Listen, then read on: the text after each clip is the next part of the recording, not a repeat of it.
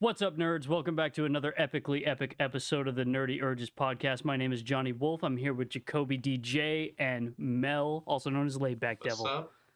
What's up, y'all? How What's we up? doing? What's up? Yep, we're so here. glad to have you here, Cap. Thank you guys so much for having me. I'm so stoked to be here, y'all. Yes, of course, thank man. you for thank you for gracing man. us with your buttery voice. I appreciate that. I try. Yep, and Yeah, and a so- big congratulations to Cap because he just hit 10K on TikTok. We did it, guys.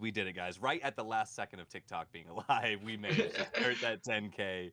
We made it happen. But hey, we freaking did that shit, dude. I'm happy. Better It's late an than never, achievement dude. nonetheless. Yeah. I mean, Yeah. I've been on it since 2019, and I'm still like under 5. Dude, it's such a random grind. That's the truth of the whole content creation thing. Like, there's no one-stop shop to it. It is just like everybody's at their own pace. People will make it in 10 days and people won't make it for 15 years. Like, it's all over the place. It's so volatile. It's wild. It Oh re- yeah, absolutely. And part of it for me is like I feel like my general interest when it comes to content creation isn't necessarily geared towards like a TikTok audience, if that makes sense. Oh, absolutely. I fully understand that. Yeah, because like I've talked with both of y'all extensively about tons of different like super niche series that not a lot of Mhm. people talk about. Yeah. And TikTok, frankly, just wants a lot of like the most popular stuff, like top 40 hits. Absolutely, Right. absolutely. Yeah. It's the entertainment industry, and it's always going to go like that. You know, the popular stuff will get through more than the more niche stuff. But like exactly what you guys are doing here and stuff, you build your niche, and you find your community who does want to talk about those niche things, and it just grows from there. Like, it's an organic thing. yeah, Yeah, I mean, 100%. yeah, we actually, our most viewed episode was the top 500 Reddit anime titles, and that's up to Oh, that's 140. fantastic. Yeah, it's up to 140 views now. That's pretty good. Oh yeah, no, Yeah. that's good Yeah, stuff. Yeah, That's a pretty good like amount considering we're usually like in what the 80 range. yeah, Yeah, And- I feel like that is definitely one of our best episodes, and it really shows in how people turned out for it. right. Exactly. People turned out for it. It was content that people wanted to just to watch and consume, and it seems like it started breaking out of y'all's like immediate audience and kind of being a little bit broader. in that Right. Oh capacity. yeah, That's good. absolutely. Yeah, for sure. So, And so today, Cap, go ahead. oh, right. And today's episode, we're basically going to be, discussing and comparing our anime journeys, like what anime started, what anime impacted us the most, what anime we resonate with the most, our own personal niche series, whatever we like. I mean, obviously, we all have our favorite titles, like given our decorations behind us. Like, Yeah. Yeah, I have swords. Like, yeah. Yeah. I'm a person of science myself. I've got Ichigo's Bankai hiding back there. You guys can't see it, but trust me. Yeah. it's there. Yeah, I also see you got a no face painting back there. Yo, Oh, yep, yeah. yep, I do. That was done by a Yeah. girl who used to work for me at the restaurant I ran for a while. It's Oh, amazing. that's Like, awesome. She did so good. Yeah, Yeah, dude, that's a sick Kaunashi painting. Yeah. yeah. With that, and then we Yeah. got some 02 art and random stuff back there. Real, Fun. man. Darling in the Franxx may not have been the best, but God, it was impactful on a lot of people. It really That's was. exactly what it is. Like, I will never defend Darling in the Franxx whatsoever, but I personally love it to death. Like, it's a tough one. I don't recommend it to people, but I loved it. Like, it got me all It's- squished. So it is what it is. It's that last third of the series. That's it. Oh, you're like, so right. like as anime go, I feel like Darling in the Franxx would be a decent starter for like getting people started into anime, because it's not terribly overwhelming. It's not Yeah. it's not oversaturated with a too complicated of a plot. The plot does take a few Until the dramatic. back third. Yeah, The back third. yeah, the third act, when the third act kicks in, that's when you're gonna start raising a lot of very necessary questions. But Exactly. but in and of itself, it's still a pretty decent series nonetheless. yeah. Oh yeah.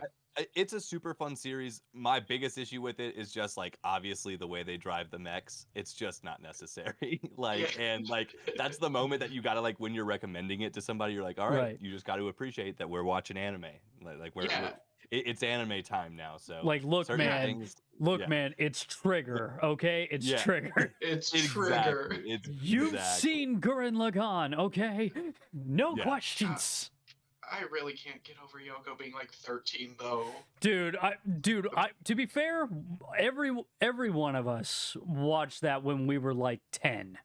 That is so real. Yeah, I will I admit was to an that, yeah. actual child watching that one. Like, at is that this where point, my so- thing for Yeah. bikini snipers started? Yeah, Real. bikini Like- snipers were redheads. I'm surprised Call of Duty hasn't pocketed that as a skin for a sniper class. Like, let's be Honest real. to God, Honestly, they yeah. did Alucard from Helsing. Yeah, so, I know. I'm like, what's They're stopping it? considering that. They did which was the most Alucard, they did random collab of all Rhina from time. AOT. Like, what is Yeah, stopping you, Activision? Bro, that Helsing collab was so sick, especially as someone who has personally Helsing top 10 of all time. Facts. Yep. Dude, Yeah. yes. And Helsing Yeah, I Ultimate feel- Abridged. Dude, oh my god. You remember Jan from the Helsing Ultimate Yeah. Bridge? I don't give a shit. That guy's actually my mutual. He's super cool. I've Oh, talked to him that's a bit. awesome, dude. That's Yeah, he's a really nice guy. yeah. Hell yeah. Hell yeah. Oh fuck, Yeah. that's an Being in the abridged anti-tank community rifle. must be awesome. Yeah, dude, the abridged community is so dope, but there's just like so many people that tried to get in on it that it just Yeah. got so oversaturated. It ended up like isekais did. Right. Exactly. And what's Well, really and the cool- problem was like the quality was so like sparse. Like it's tough to do a high quality like overdub, and like I feel like certain people obviously did it like and nailed it and brought that whole scene to life. And then all the oversaturation came with people who were just like, I'm just gonna grab a mic and scream into it over my favorite anime. And Oh, 100%. Yeah. And Like Team 4-Star really captured like lightning in a bottle with both Helsing and Exactly. Dragon Ball. And then obviously you had other series that got pretty good abridged series like 50% off for free, and then the AOT abridged I really liked. Mhm. There I was haven't this gotten one into a bridge in a long time, dude. I'll be honest.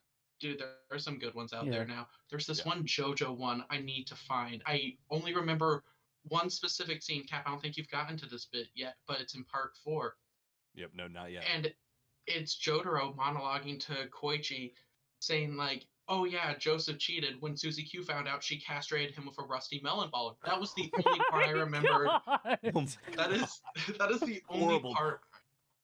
That's the only part That's the only part I remember. But it was so funny, and I can't find it anywhere now. Yeah, and now it doesn't exist. You're like, where is this? I don't The void want it takes to everything. exist anymore. That's horrible. Yeah, that probably should not exist. It's okay. If the internet managed to erase that one, I let mean, it go. there are a few people that I would wish that on, but at like God.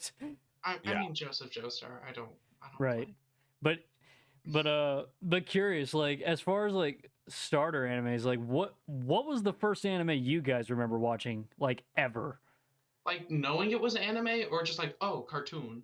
Well, like either or. Like in my case, it would have been it was this show called Tokyo Pig. And Tokyo Pig. yeah, it's a really old anime. It's super, super entertaining. The premise of it, which is really crazy, this kid writes like, believe it or not, this anime inspired Death Note, but it's not Wow. Oh my dark at all. This was marketed for 4. You just looked it up? Yeah. Oh my god. Yeah, it's cute. This thing is cutesy doodles, but like but the reason it inspired Death Note was because this kid wrote into a notebook and everything he wrote happened in real life. Like he wrote like, "Hey, my So mom the notebook was there. yeah, my The my Notebook. mom has a dinosaur neck and his mom had a dinosaur neck.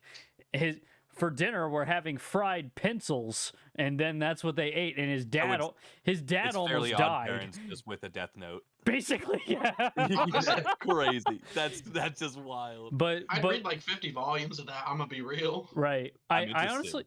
honestly never looked up if there was a manga for it, but what happened was the reason it's called Tokyo Pig is because he wrote that it was raining pigs from the sky, and he like drew all the pigs, and then it was just a house full of baby pigs, and he erased them all from the notebook except for one, but he kept that one. And Kept the one. he That kept sounds dope, honestly. yeah, and then there's Tokyo Pig, and it's a pig with like magic, art abilities and crazy shit. It's a super pig. Basically, yeah. But Yeah. but the name is Sunny Pig, Sunny Tokyo Pig. The art style Whoa. looks adorable for this. It's so adorable. Like like that and Doraemon was like Yeah. my starter animes. Oh, wait. it feels a lot like Crayon Shinchan in sort of like the art style. Yeah. Yeah, Yeah. exactly. But yeah, that was like the first anime I ever watched. I would have been like, I want to say I would have been around 7 because this was around the same time I discovered the Ghibli films. Mm-hmm. Yeah. Yeah. Mhm. And of course, that's what immediately sealed my fate. Just binging all the Ghibli films. Absolutely. Yeah. You get exposed to those, and at that point, you're in. It's hard to turn back from that. Right. And Yeah, I was just gonna say for like me, I feel like it's the obvious answer for like most of us, like Pokemon as a kid. That was an easy intro. But honestly, I wasn't like super into anime at all until so I was going to like this summer camp thing.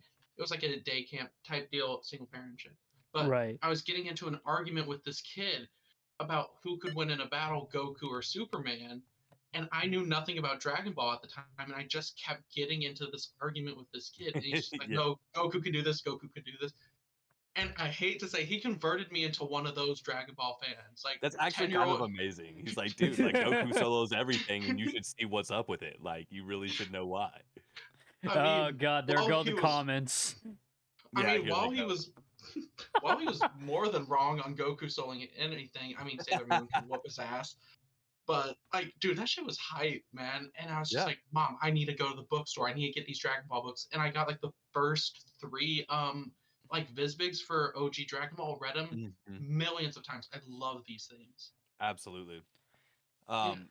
For me, I would say it's like very similar to yours. Like the obvious like technical answer is like Pokemon, but at the time I was watching Pokemon, I just felt like that was a cartoon. I didn't like differentiate it. So like anime wise, it's definitely Dragon Ball Z as like the true starting point. I mean that on Toonami was just iconic. My dad actually really enjoyed watching stuff like that too. He had watched like Akira and things like that, so he was kind of already sort of into anime. So when like we were growing up, we'd watch Toonami every day when he'd get home, and we'd see the new Dragon Ball episode, which was hype as hell. And I was lucky enough that like my middle school and high school had all of OG Dragon Ball, Dragon Ball Z manga collection, Rurouni Kenshin, Yu Yu Hakusho, like a bunch of those. So I just started picking up the manga and I just started reading those. So I was like, dude, like I'm missing episodes every week because you can't catch every episode. So Right. Yeah, I man. started reading manga, and then pretty much from there I was off to the races. Naruto dropped on Toonami, and that was probably the end all be all of like, okay, Dude, I am completely and utterly a weeb. Dude, Yes. when I first discovered Naruto, it was actually in middle school library because they had Shonen Jump magazines that had the Oh, individual. That's nice. Yeah, that Oh wait, so this is a shared experience for all of us, the middle school library? pretty much. Yeah, like It was crucial. at this. Yeah. Yeah, at this point in my life, I would have. Yeah, this was like my first American middle school. I would have been. Yeah, I lived in I want to say I was based. My dad was based in North Carolina while he was in the military at that time, Mhm. and I lived there for, I want to say, maybe 6-7 months, but it was long enough to get involved with the Shonen Yeah. Jump magazine, and Real. I was like, is this like? I just see this like orange jumpsuit ninja guy, and I'm like, my first question, did he escape prison? Because Did he escape prison? That's hilarious. that was my first question, and then That's my- a valid question. right, for someone who has no idea who Naruto is or what the Yeah, premise yeah. is, like all I see is blonde spiky hair, has a knife and an orange jumpsuit. Like, is that his Yeah. is that his He's carrying shank? the knife. Is that his shank? It's very well Basically. sharpened.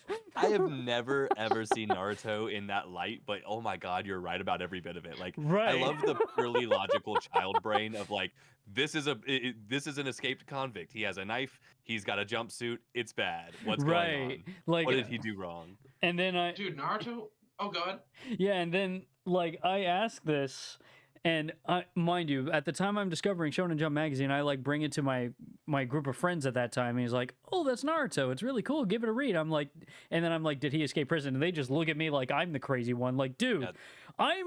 I'm 12 and autistic. I have no clue what this is. I literally have no idea what's happening right now. Right. I'm doing my best, bro. Literally Just no help me. context. Dude, same thing happened to me. So like early days on when I was getting into manga, like middle school and everything, I was like, so we could check out like 3 books a day from like Yep. or at a time from the library. I would Mhm. always get like either One Piece or Naruto and just read through those. Yep. honestly though, I ended up dropping both of them for such a long time. Naruto, I'm actually just now coming back to since dropping it all Dude, those years ago. the Right. manga goes so hard for Naruto. Like It Kishimoto's does. artwork is just immaculate.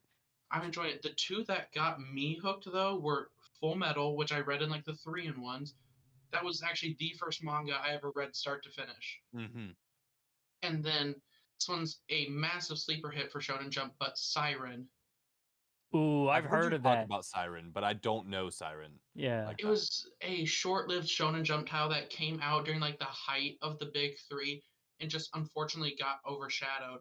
It was Yeah. really interesting. Think like a shonen version of Gantz, if you know anything about Okay. that.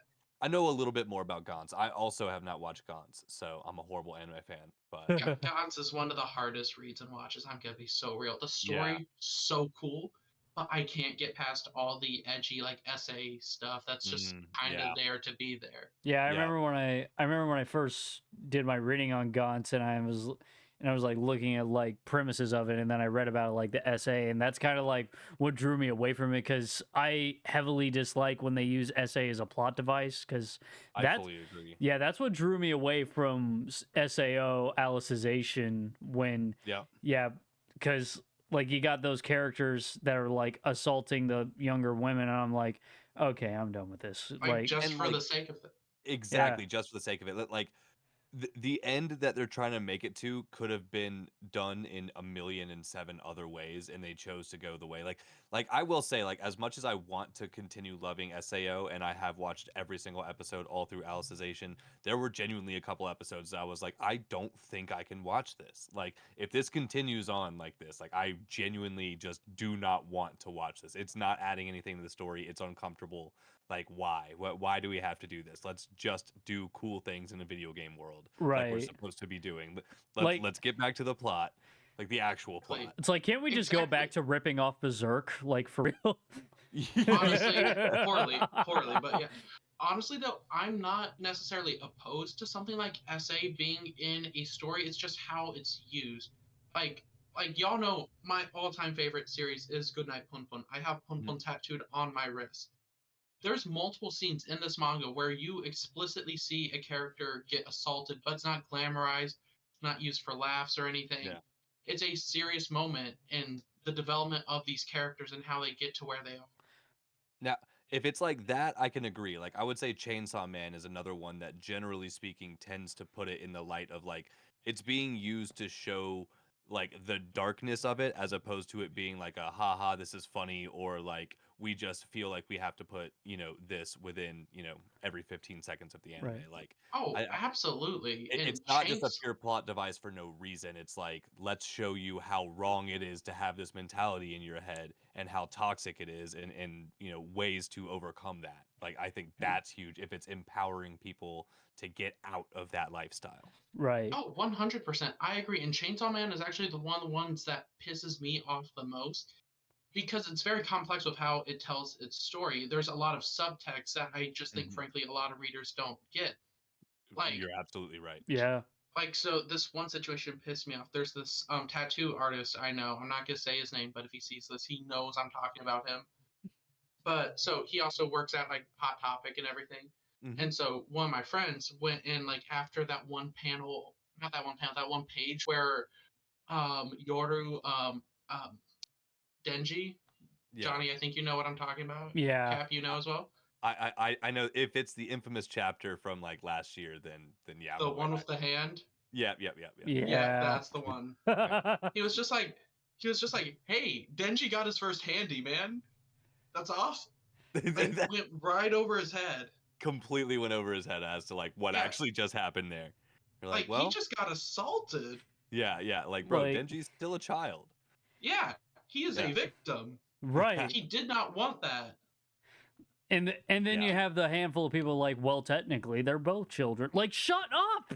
Yeah, This yeah. is let- not- let- like, that doesn't let's make it not make okay. excuses for things. Let's not find a loophole in this. This is not the place to try to poke holes and straw man the argument. Like, what are we Right. They doing? just sound like the lolicons all over again. Yes. Honest to God, yeah. Thank yeah, you. Yeah, and that's another one. I'm so happy that seems to be eking its way out of like more current anime. Like, lollies are significantly less common, and I'm so happy about it. To be honest with you, like I just don't get it.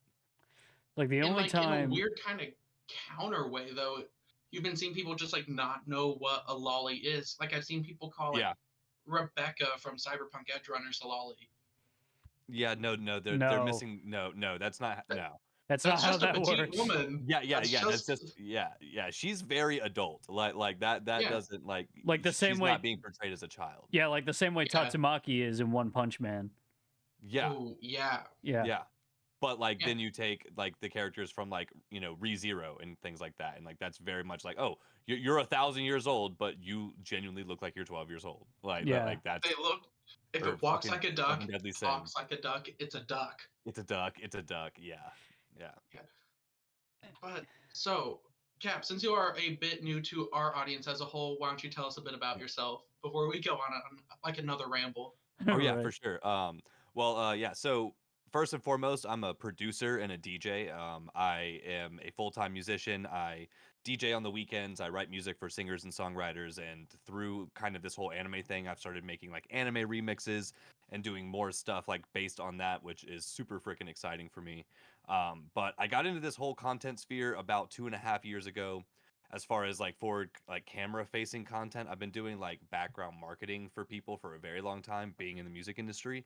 But I was like, all right, I need to start TikTok. I want to promote my music, find a way to go viral on there. And that's like the only way to become a musician in 2022 at this point, right? That's what everyone's telling you. So I do Yeah. it and I fail. I fail. Like promoting my music in that way just wasn't natural for me. It felt awkward. Coming up with skits to like present my music didn't feel right to me, and it just wasn't what I enjoyed doing. I was like, it took away from like what I get from like making music. So I saw content creators, like I started discovering people on YouTube and stuff who were making full livings talking about Naruto, like or talking about One Piece or whatever it is. And I'm like, dude, I love anime. I always have. It's my other passion. So why not just talk about this? So I started just yapping about anime. One day I said I decided to start One Piece, and it all changed. Like everything changed from that moment. I Yeah. did the whole journey Yeah. on of One Piece on TikTok and was able to help cultivate this amazing community that we have now. And we made it up to 10K, and here we are 2.5 years later, more or less, still doing it. Yeah, because you streamed all of your One Piece journey from episode 1, right? Not from episode 1. So I started my One Piece journey when I was under 1,000 followers on TikTok, and at that point I didn't like understand how to like get a representative to like give me a stream key or whatever, so I couldn't go live. So I went live around Skypiea time. That's when it was. So like, or maybe a little bit like late Alabasta, but pretty much for sure I streamed Skypiea all the way to current, every single episode, like live on camera. Yeah, even though I have no clue what's going on, I still am just always there, man. Just because more than anything, your personality is the draw. Dude, thank you so much. I mean, Of course, dog. it blows me away. It really does that like I can be as candid as I can with people on the internet like this and just genuinely be myself talking about anime. But like there's amazing platforms like the one that we're on right here, and just the fact that TikTok did, elevate me to a place where I could, be in front of the people who would want this. Like it's just dope, man. And, like it's just a bunch of friends hanging out on the internet. I love it.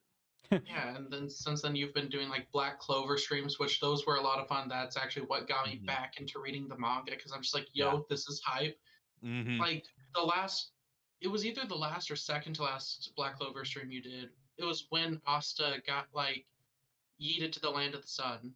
Yeah. Oh Yeah. yeah. That's what got me back reading Yeah, it, man. the very last episodes, dude. That was the episodes that we were just officially catching up on the anime, which I didn't realize the drought that the poor anime community for Black Clover has been living in and will continue to live in. It seems like for another few years. Like it's dark out here. I'm so happy like the community had me pick up the manga and was like, yo, like you need to read this. It's so good because it was like my favorite manga I read in 2024. The Yeah. art was just unbelievable, and like it's a he who makes Yeah. Yeah, Yuki correct? Tabata. Tabata. Yeah. Yeah, Yuki There it is. Tabata. Thank you. Tabata's spreads might be some of the best spreads in anime, dude. There Like, are Yeah. or some in manga. damn good spreads. They They're There's some really amazing are. so good. Oh my god. Yeah. As a longtime Black Clover fan myself, like I see you. I gotta say, man, like I completely agree with you. There was like a huge drought in the Black Clover community for a long time, and like And I get sick of hearing this, although I kind of don't condemn The it. Disney Clover thing. Wait, what? Is it the Disney Clover thing? No, not that. But it's the no, that's neither here nor there. But it's the fact that people keep saying that Black Clover feels too much like a Naruto clone at the start. Oh, dude, I hate that argument so much, dude. It's I so I've gotten frustrating. to that in my comment section on that so much because it's just like people don't understand the nuance and the difference in definition between inspired by or paying homage to versus copying or stealing. Like Right. we And could do that argument all the way back to the very first story ever told by a human being on this planet and be like Yeah. everything's copywritten. Like Yeah. what are we doing? and the thing is, Tabata Exactly. himself came out saying that his work takes more inspiration from Bleach than any of the big three. So There it is. Yeah. Yeah. Oh, People got to put more respect on Bleach for that concept Yeah. alone. thank you. Like, Yes. you. whether or not it's not the biggest in the big three, it is the most influential as It far as what really anime we're is. watching today, beyond a shadow of a doubt. JJK has said it wouldn't have happened without Bleach. Black Clover has said that as well. Demon Slayer. Demon Slayer, Demon quite Slayer. obviously, one of the biggest anime of all time at this point. Whether you like it or hate it, Demon Slayer is massive. I And, don't. like, yeah, Didn't Bleach- Dandadan as well? Yeah, Dandadan and yeah. I believe Chainsaw Yeah. Man. I could be wrong about Yeah. that though. I wouldn't be surprised with Chainsaw Man. I can't speak from Yeah. knowledge, but yeah. I mean, it did swords like at the absolute best it could be, and it showed a way to like level up your characters and power scale your characters all the way through like a beginning of a story to an end. Like they did such a good job with the Gote 13, and then also just like the multiple versions of squads, but most importantly, in my opinion, the Espada, such an amazing enemy group. Like there's so many points that you could point back to Bleach that you could see in all of these current anime that are massive right now. So yeah, Oh, Bleach walks so absolutely. many anime could run. And not enough people talk about this with Bleach, but the color pages specifically. Yes. Yes. Yes. This man Kubo can draw fashion so well. Oh Yeah. my god. Oh It yeah. doesn't show as much in the manga itself, except for like those early chapters, The early where you- chapters for sure. like everything pre-Soul Society. But like you get these amazing color, like 2-page spread color pages Yeah. that are just the gang hanging out in different Mhm. settings. Just got some nice designer on, and it's so Streetwear beautiful. going crazy. And when you Dude. look at the like time period when he was drawing this manga, like if you look at what they're wearing right now, like I just got the first box set of Bleach for Christmas, and I was going through it and looking at those spreads, like the fashion that he was drawing in what 2002, is that what Yeah, that is? Like something like that is fashion that we would wear today, like Oh, today, and absolutely. it would go crazy. Like Tite Kubo originally wanted to be a fashion designer, and his dreams didn't pan out that way. So he expresses it within his manga and stuff like that. So that's why you see dripped out color pages and stuff like that, because he loves that stuff. Yeah, and like even with Bleach itself, you can trace so much of that back to Yu Yu Hakusho, Absolutely. Yes. Absolutely. because like Direct line back. even beyond the premise itself, just the attention to detail and fashion in Yu Yu Hakusho Yep. is a clear inspiration in Bleach, and you can see how much, especially in these early chapters, you have the influence from Togashi in Yu Yu Hakusho in Bleach. The way Tite Kubo builds the city of Karakura Town and everything is so reminiscent of Yu Yu Hakusho in the way it presents the city and like the hustle and bustle of that kind of life before you get into the more like supernatural elements of both shows. I can 100% see that. Like, Yes. such a Thank you clean for line. saying that. It absolutely is, and they even start in similar ways. Yeah. Yeah, very they true. really do. Like- Yeah. First episode, Yu Yu Hakusho, Yusuke, our main character, gets hit by a car and dies. Yep, Truck Coon, man. Coming out of nowhere. Truck Coon, early appearance. Always those spiky head guys. Yeah, Every it time, really- dude. But then in Bleach, you have Ichigo getting hit by the proverbial truck that is Rukia and the entire Soul Society. Pretty much, yeah. Yeah, quite literally.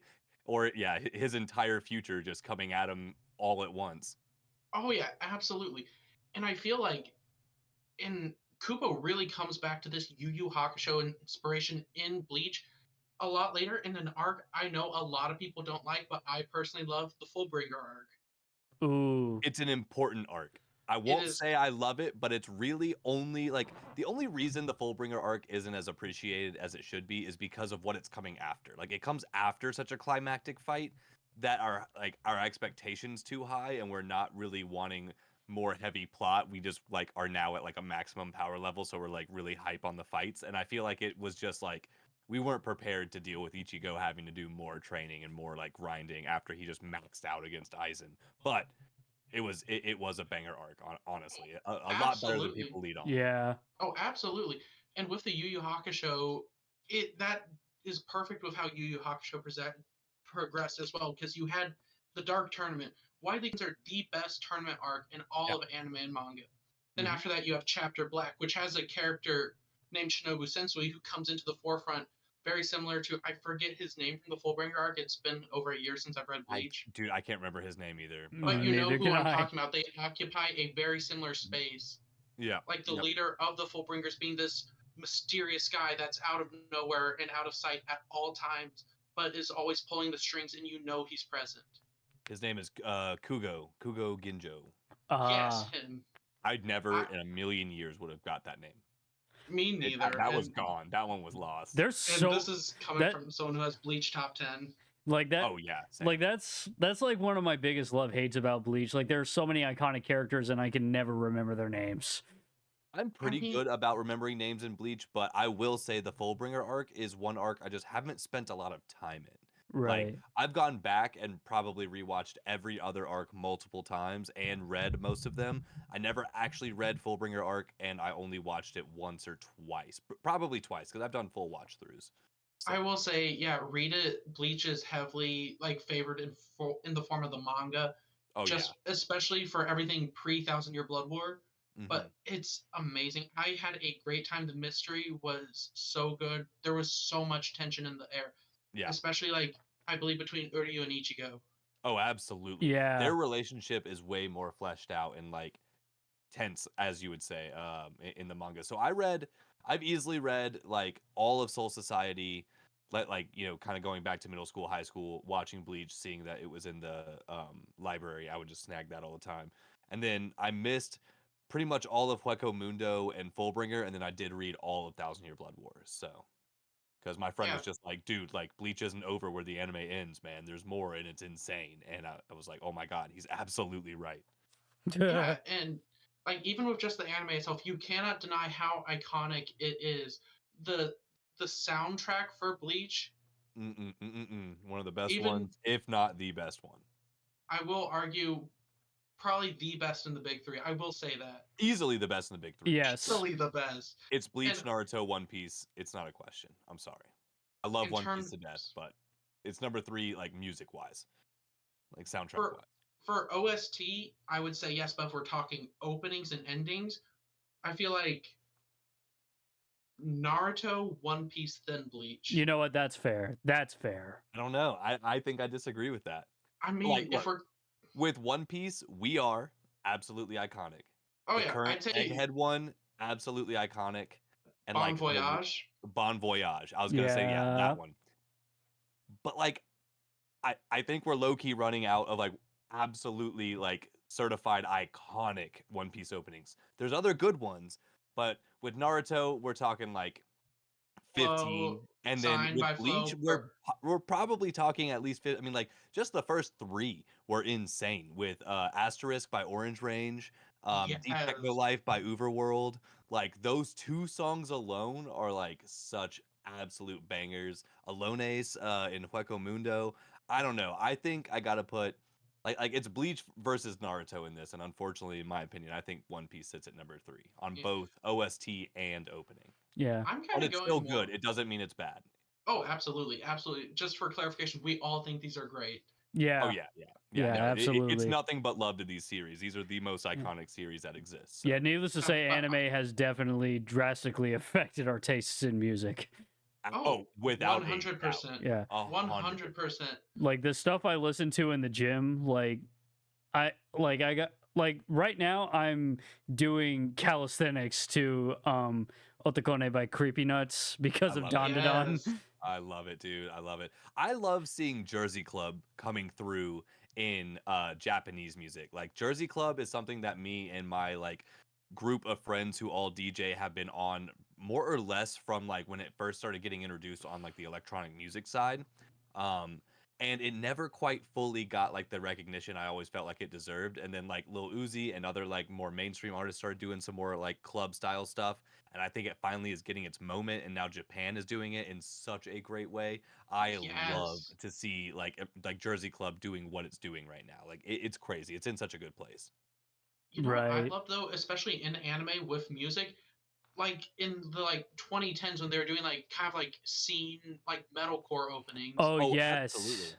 Dude, Dude, like so let yeah, me hear by Fear and Loathing in Las Vegas. I was just about to bring them Yes. up. I was literally on my way to Did bringing them up. literally all three of us just think about that at the same time? Literally at the Yes. exact same time. I like rediscovered them within the last like month. They're like my number one listened to band currently. Like just they are straight up like Japanese Asking Alexandria, but like more DDR. Just put more Yes. DDR in it. You know what? And That's and I valid. love it.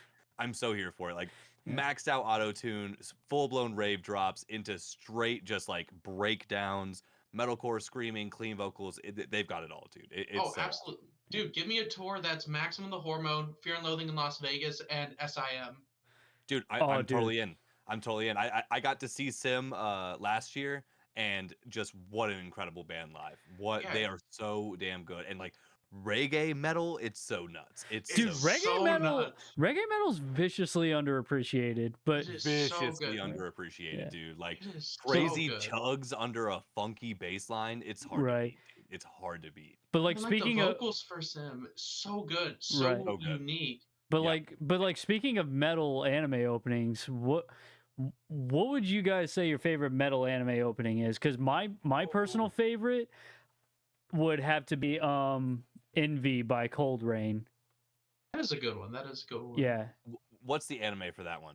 I believe that's well actually wait. Envy. Look And- it up. Hold on. Let me pull this up. Wait, was it Envy that was used as a Fire Force opening or was it Mayday? Oh, Fire Force, Mayday. dude. It Mayday. was Mayday. That was An absolute banger. I know the exact song you're talking yeah. about. Okay, so absolutely. that's right. Mayday is how I discovered Envy because it's part of the same album. But Mhm. Such a good album, by the way. it really is, yeah. But yeah, I really love Mayday, and I really love the ones who did Banana Fish. Survive Said the Prophet. Yes, dude. Survive Said the Prophet's such a good band. I just discovered them through making my like anime playlist on Spotify. Like I didn't know, like I knew I had heard the opening, but I've never seen Banana Fish, so like I didn't know the reference. It's funny Oh. that you bring them up because like I was like, oh yeah, like I've been on that like song, or I'm pretty sure the opening for that for a minute now. Right. But to Jacoby and to the comment section, if you haven't seen Banana Fish, proceed with caution. That's all I'll Oh, say. well, That's It is exactly so why good. I have not seen Banana Fish. I know it's coming and I'm not ready for it. I'm It not. is so good. One day I'll be there. I'm not there just yet. It's so good, I but need so them- painful. It is so good. I need them to put out a better edition of the manga because I'm sorry, I don't like those piss yellow covers and spines. Ooh, bright yellow manga is an L, dude. I have the Kaiju number 8 like run right now, 1 through 11, and every single volume is like a relatively like cool color or a slightly darker color, and one volume is bright yellow. So like when it's on the shelf, it's just like nice, cool, kind of grayish aesthetic, yellow, nice, cool, kind of gray. Like and I'm like, oh my god, like What happened? Did I they love this switch manga, like yeah. it's like Yellow Pages? Well, it's just like the whole spine, like the entire manga like, Spine, the cover is just cover. bright yellow. Like the rest Oh. of the cover and every other cover has a general like muted tone aesthetic, and this one is just a neon yellow, like Assassination Classroom yellow. Yeah, dude. So the Banana Fish ones, the covers, like the front and back, are like Pikachu yellow, and then like the spines, they're like a dirty brownish yellow with that same Pikachu yellow lettering. Oh my god. It is so ugly. I'm willing to bet they were trying to go with a Pikachu color scheme, but it didn't look like piss and shit. It Yeah. did. It just Like genuinely so bad. woefully I'm not buying digressed into manga. piss and shit. Yeah, Yeah. genuinely they were so bad. I'm not buying the manga until they do a new edition. Yeah, Right. we need some big versions or something else. Please We're not running this. Give me some Right. Kazan bonds, please. Like the Full Metal hardcovers, those are so Mhm. gorgeous. Yeah, those are lovely. Those are so lovely. I need the Kazan bonds for like other series like Slam Dunk and Yu Yu Hakusho to come out already. I would love Mhm. like a Kazan bond for Black Torch. That's my favorite. That's my favorite sleeper hit manga. Ooh, I don't I've- know that one at all. I've read it. So originally like about a year ago, I did a thing of like, hey, mutuals, can you recommend me a series? I will read the first 5 chapters and post a review on it. Did Black Torch, did One Punch Man, did Welcome to Demon School Iruma-kun, which is another sleeper hit. I really like that. I've been But recommended that one a lot. I'm looking at doing that one on Patreon next. I've considered that. Yeah. it's really good. I will say you're going to be in it for a long term because it's already 40 plus volumes in Japan. Mm. By the way, I comments. saw that it was pretty long, so I held off on that one Yeah. as well. Like it seems Yeah. like there's a decent amount. Yeah. But by the way, comment section. If you would subscribe to a Patreon for Nerdy Urges, let us know in the comments. Please. We need to make Absolutely. some bread. We need to make Have some that bread. conversation. No, y'all should do it. You should Exclusive 100%. reaction videos. You know what Way to I do need it. though? Kazan bonds of D Gray Man. Ooh. Yeah. Yeah, that seems like it's very, very needed. Yeah. I need that. I still need to read D Gray Man. Huh, funny. I'm finally getting Two into people it, in here and, need to- and I'm loving it. But yeah, two of us desperately need to. We're gonna have to run this back when you and I, Johnny, are caught up on it, and then we can have Oh, this yeah. conversation again. It is. I am dragging my feet at getting caught up because Yeah. I can't do quarterly. Yeah. Quarterly is so rough, dude. It's so rough. But No, it's- but definitely it's- check it's out so Black good. Torch first. Black It's Torch. r- Yeah. It's really good. Only like 5 volumes. It got axed, not bad. unfortunately. But for what's out there, it's a pretty enjoyable read. Not my favorite thing personally, but still easy to recommend. Really good. Yeah. Oh yeah. Yeah. No, absolutely. Also takes a lot of inspiration from Bleach. Oh I yeah, know. from Oh, I especially with the art and its use of like black. Yeah. Yeah. Like it uses dark space or like negative. Yeah, space that's really what it well, is. and Yeah, yeah. Yeah, Yeah. it uses that so well, and you can see the clear inspiration from Kubo in how he Mhm. draws. Kubo knows his negative space so well. That's what like Bleach does better than any of the big three in like the manga wise. The way he uses pure just black and white on the page, it's insane. I actually have very few complaints about the Bleach manga itself. The it's hard only to complain thing about, dude. there is one thing that it gripes me every time, and if you've read all of Bleach, you know what I'm about to Mhm. say, and it's purely the fans' fault, like exclusively the fans' fault. Spoiler warning for anyone not caught up on Bleach. Byakuya dies and gets brought back to life. Yeah. Straight up. I hate it so I hate much. it so. I hate it so much. I am the biggest proponent, and I've been barking about this since like day one on TikTok.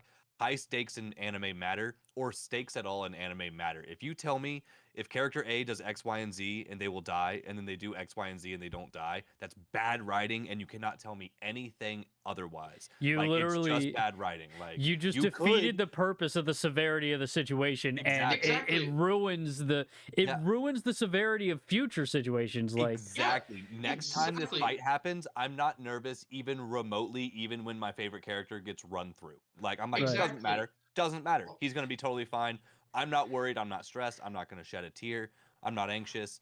Like you took me completely out of the wonder of the story by breaking all of your own rules.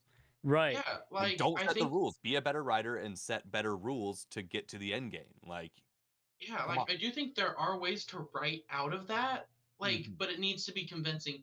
Like either there's a logical leap to where like the readers don't see it coming, but like in hindsight you're like, oh, Right. that makes sense, yeah, or like you use that as an opportunity to build more of the world and come with a way to bring that character Mhm. back. exactly. Like But, as much as I love Dragon Ball, death is kind of meaningless. it's I've been completely saying meaningless. this No, it multiple totally is. times. You know Yeah. what I'm about to say, Mel. Dragon Ball would have been so much better if Goku had stayed dead after the end of the Cell Saga. Absolutely. Absolutely. No, no. Yes. They should have that let is Gohan take absolutely the correct. mantle. Yeah, Please. Gohan. Yeah, no, I fully agree. I think 90% of the Dragon Ball fan base agrees with that. Oh, The Dragon 100%. Balls Oh, ruined Dragon Let us Ball, know, comments. Let us know. which is Please. hilarious. Like low key, the Dragon Balls ruined Dragon Ball. They Oh, really do. honestly, yeah. Like And- it's just too broken because again, yeah, the stakes aren't there. If you give us a plot reason and you can really make it work with the story and make it add something to the story, then hell yeah. And sometimes I really do love a surprise death bait or something like that, and they're like, guess what? Homie narrowly survived the, atomization of his cells or whatever it is. We're gonna just okay it to death. But like, Like hell, it's cool sometimes, but give like us plot. yeah, like the ending of the Cell, like near the ass end of the Cell saga, like when Goku, like he like instant transmission Cell away from Earth to save everyone, and then Mhm. To out of King Kai's no, planet, yeah. yeah, and then out of nowhere Cell just comes back. He's like, guess what? Yeah. I regenerated, and then I instantly came back as soon as I died. Cause fuck Yeah, it's you, because Toriyama Yeah. kind of ran out of plans after the Frieza saga. right? For sure. Like, he's I mean, straight it up was said, never. It wasn't supposed to make it to Z, dude. Like it yeah, was never even supposed to make it that far. Dragon Ball was more of the story than he ever intended to tell. He's just a goofy guy wanting to draw like newspaper style cartoons, low key. yeah, exactly. And like, Cap, I was having this discussion the other day, I think with like Jet or Rob in the Mhm. Discord, and I was just like, hot take, but I feel like Toriyama's non-DBZ stuff looks so much better in terms of art. Talking Dragon Quest, Chrono Trigger, Doctor Yes, Slump, even yes, OG Dragon Ball.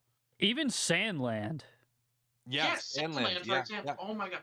His Sam, heart is in it. Like his heart is just obviously not in a lot of Z. And I mean, he just doesn't exist in Super really. And not even to Yeah. say that Super is a bad manga either, or Z is a bad manga. But to your Yeah. point, Akira Toriyama is at his best in OG Dragon Ball, Doctor Slump, the Dragon Quest saga. Like Dragon Quest, in my opinion, is him in his bag. Like that. Oh, That's really absolutely. Like the like thi- maxed out Toriyama art. like the thing about Oh, the later 100%. yeah, like the thing about the later arcs in the Dragon Ball series, like Dragon Ball franchise, is that it was a franchise. He had to Mhm. keep up the hype, and Yeah. it got to yeah. a point where it didn't feel like art anymore. It felt like a chore, and Exactly, you can and a lot of us that have like. Well, I don't want to say like higher thinking in the anime community. We can like see that and sense that as Absolutely, we watch absolutely. and consume Oh the yeah, media. absolutely. You I'd say feel you the could kind light of feel. kind of like pull out of the show because Right. like it's happening. Like It if it's seems like we're like seeing if that it's with Gege Akutami right now with his statements about the end of JJK and how rushed he right. was and everything like that. Like Like if when like if it loses the feels plot. like if it Yeah. feels too easy to retreat from the story, then that's how you know there's not a lot of heart in there. Like the Exactly. artist is feeling pressured to create instead Yeah. of feeling inspired. Yeah. And we Yeah, and loved that artist because of their natural inspiration before we had any impact whatsoever on what that artist thought. And Right. back to the whole Bleach point that you were making, Mel, that is why I hate when other companies get involved or even the fan base gets involved and starts changing the story. Like, how dare a fan write Tite Kubo and say you should have done this instead of this? How dare you, dude? Like, you are I will lucky say, to have this. Let him write his story. Like, Oh. however it goes, it goes. Cue the triggered will say- MHA fans. one of the Dude. funniest Oh my god. one of the funniest instances of this happening though is by far what happened with Evangelion.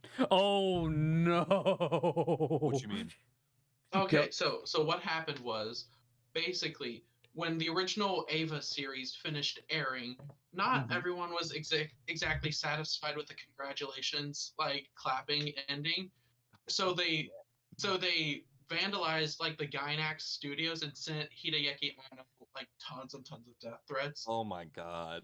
You would know what this legend did. He made the end of Ava movie. And he's just like, I'm gonna make it a million times more hurtful. Yeah, it just made it worse. Just or like not worse like quality wise, but just violent, just so bad. Yes, So like dark. he ripping apart people's favorite characters. I still Yeah. can kind of hear Asuka screaming in my head. The Yo, Asuka for real. screams. And Asuka, she's my favorite character in Evangelion, and oh my god, what they did to her was just Yes, you know the scream I'm talking Oh, about. I know, dude, like it came to mind Like momentarily. props to the voice actors, but God. Yeah. Evangelion, another core Jacoby anime of just like something like between that and Elfen Lied, those two made me like the dark loving anime person that I am. Like I watched those at probably way too young of an age, but Man, they just changed me. I love Dude, 'em. I love 'em to Elfen death. Lied and Black Lagoon sealed my fate for Yes. like dark stories. Yeah, absolutely. I was watching Black Lagoon in that same era, right there. Black Lagoon is so good, dude. The arc we're in right now. Oh my god, it's the final arc. Yeah. But I'm gonna be so real, man. This release schedule's worse than the D Gray Man Dude, one. Oh my god. What's the We- release schedule like then? You just get a chapter sometimes? Exactly. basically, You yes. You Yes. just get one. Everyone, you're like, hey, it's We on. got It's two this almost on year. Hunter x Hunter. That's We crazy. got 2 this year. Like Hidori Ray is like the State Farm commercial dude with the fishing pole. Like, ooh, you almost had Ooh, it. you gotta be quicker than that. We got 2 this year. Oh my god. Brutal. 2 in a year. Ugh, that's violent. I They're remember, like 35 pages each, but they're so good. like, what Oh the my hell's going God. on at Madhouse? Like that, they're not adapting more. He straight up said that he wants to fund a season 3. I Like wa- he wants to fund it himself. Like, I want to And know what the please, hell's going on in beg- Madhouse. I mean, they've got the freest schedule of all anime studios right I was now. about to say I haven't heard about them doing anything for a couple. Like, seasons, I the feel last like. thing they did was, as far as I know, was literally One Punch Man Season 2. That was their last mainstream title. Oh, like Season 3 45 still years ago. coming. That's the last thing I remember that them before doing. GTA 6? No way. Oh my! You know what? I need to see the. So Cap, you know about the Rock and Revy like will they won't they thing in Black Lagoon. You know how it's like they're clear they in love, but they're too neurotic to say anything. Exactly. In part, that hasn't been adapted. Someone kisses Rock right in Yes, front I of know Revy. exactly what you're talking about. Oh. Yeah, she just kissed him right in front of her. Revy. And then next thing you know, like while the lady who she kissed just him, kind of walks off. yeah, she just Exactly. yeah, she goes to a bar Attention and then to the Revy root. approaches her at gunpoint and then Would you believe me if I said she's still alive? No, actually. Yeah. Which is insane. but the best part is that that both of them proceed to get trashed and then Revy ends up being dragged to Rock's apartment Yeah. and then she just spends the night there. You I know, would. everything works out in the end. I'd recommend catching up just so like where the I probably anime leaves off, it cuts off cleanly right at the end of volume 9. You can start from like 10 onwards. Oh, nice. Okay. It's all on Viz as well. I would not recommend reading it on stream. Yeah, super Yeah, fair. yeah. Super fair. There's so much science. You get some That's just fine with me. All right, you know. You- I you have get- go you get study to see- sometime. you get to see like Revy go back to her old stomping ground at the strip club. Ooh. Ooh. It is wonderful. Revy, honest to God, has got to be like possibly probably top 3 baddest anime chicks of all time. Like, oh wait, she you is haven't seen just- the figure. Oh no, not that one. You know the one I'm talking about, Johnny. I Hold know on, the Cap, one I'm you're sending- talking about, but what Let's I don't see. know is if we can show it on this video. I'm not showing it. I'm gonna DM a picture, I Oh was about to say, god. yeah. Send me a DM. I got you. dude. Real quick, just going very far back from this tangent for a second because I just wanted to answer this question. You asked favorite metal opening from an anime. Yeah. Ooh, yeah. I have to shout out obviously "What's Up, People" and just Maximum Yes, Volume Maximum the Girl, Hormone. because of what they just did with Death Note. So that's like my basic bitch Ooh. answer. But currently, it's "Danger Danger" by FZMZ. It's the intro for Shangri-La. Oh, I Absolute s- banger intro. The second one, Broken Games, also by the same band, like also incredible. Oh my lord, what a piece of science this is. Good. I good know, shit. right? $200. $200? You own this? Yes, I do. Or- It's on my shelf. Oh my god, that's amazing. Oh, my mouse just died. Too much science for one computer. I love it. This is it. But The Rumbling, also iconic metal song. Like just obviously.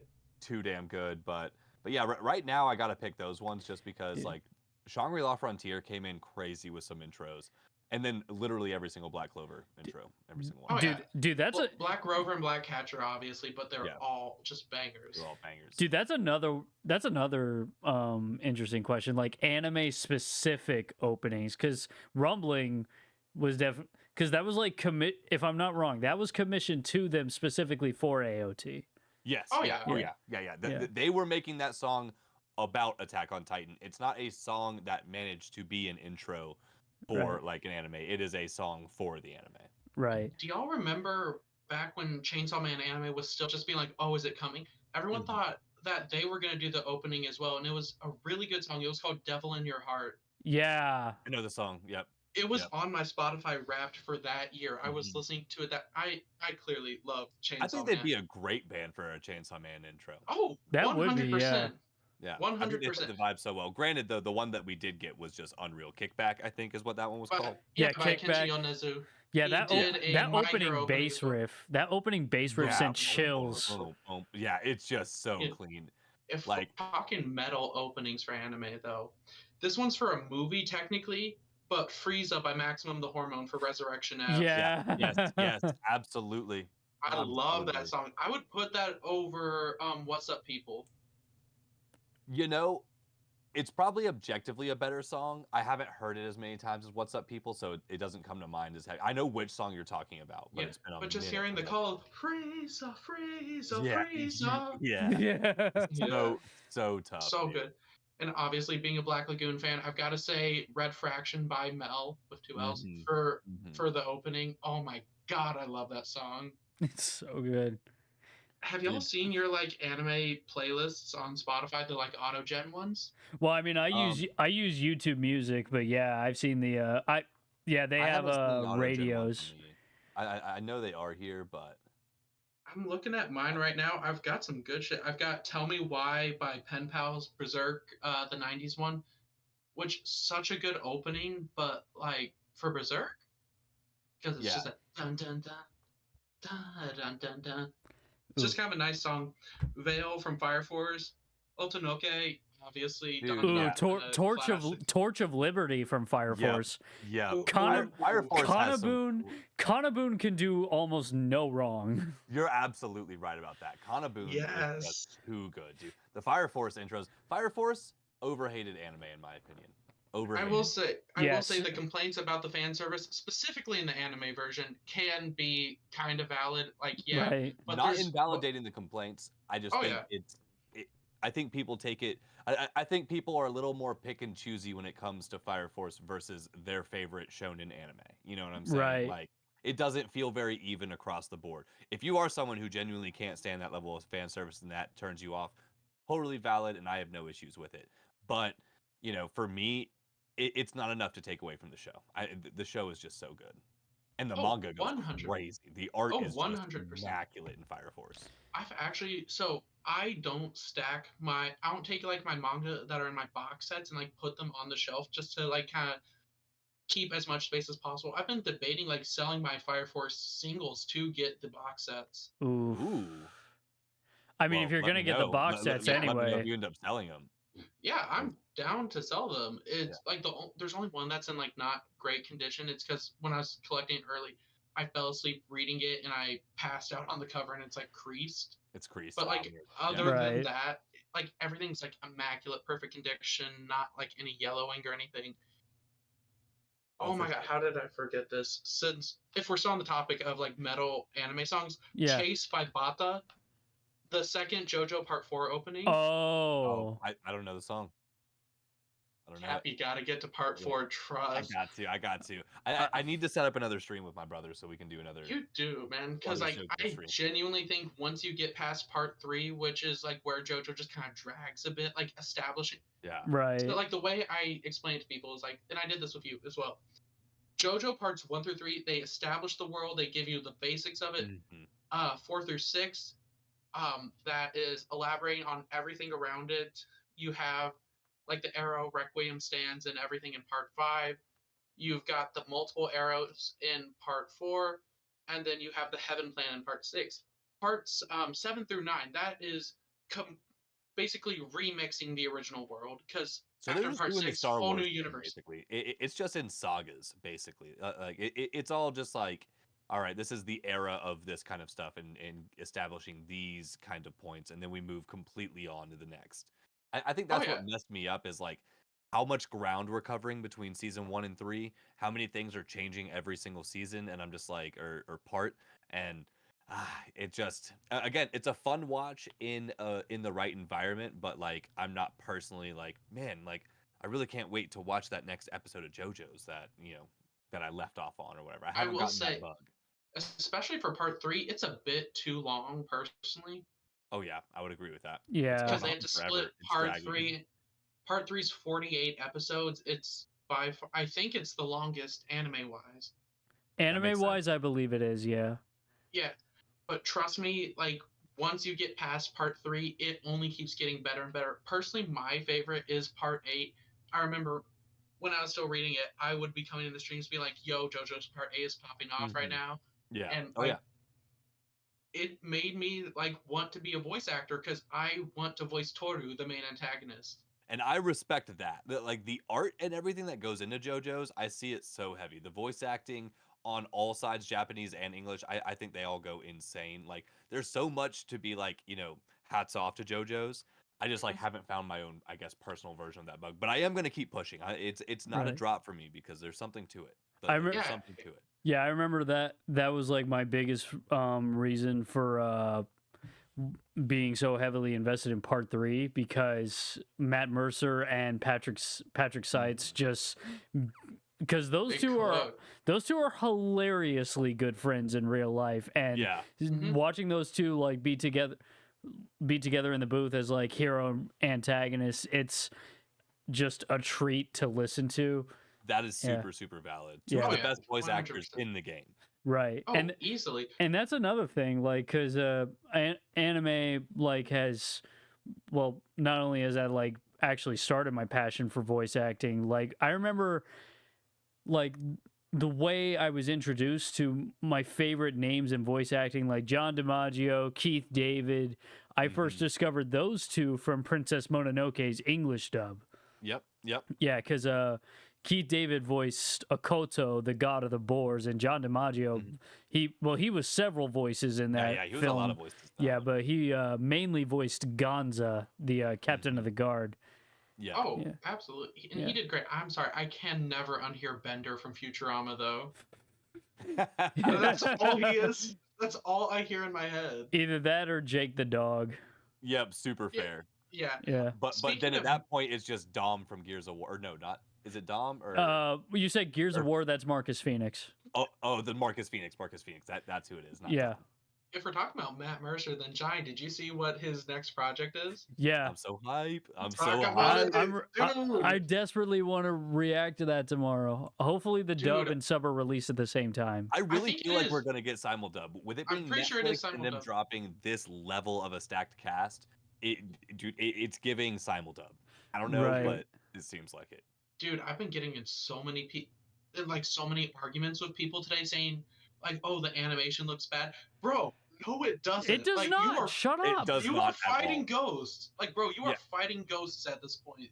It Now, looks that is amazing. just delusion, and like honestly, it's possibly the negative kickback we have from anime like Bleach and Demon Slayer looking as good as they do. It's just like, dude, like this anime still looks amazing. It doesn't have to be like a movie level Demon Slayer like episode every single second when it's a brand new IP that's still relatively new manga wise. I feel like for all intents and purposes. Yeah, because like the Exactly, manga, and far as it's its doing popularity. insane numbers. It is doing insane numbers. Oh, yeah. Like we've already got like figures coming out. Season 2 got approved before season 1 even aired. I think Sakamoto Yeah. Days will be top 3 manga sold in 2025. Oh, I- easily. After Easily. this, I'm hoping, and maybe I'm just glazing, but I'm hoping that by the end of this season, the hype is built up enough for the manga to do what Dandadan's manga is doing right now. Oh, it 100% will be. Yes. And I've been reading Sakamoto Days since like the scans during like 2020. Yeah.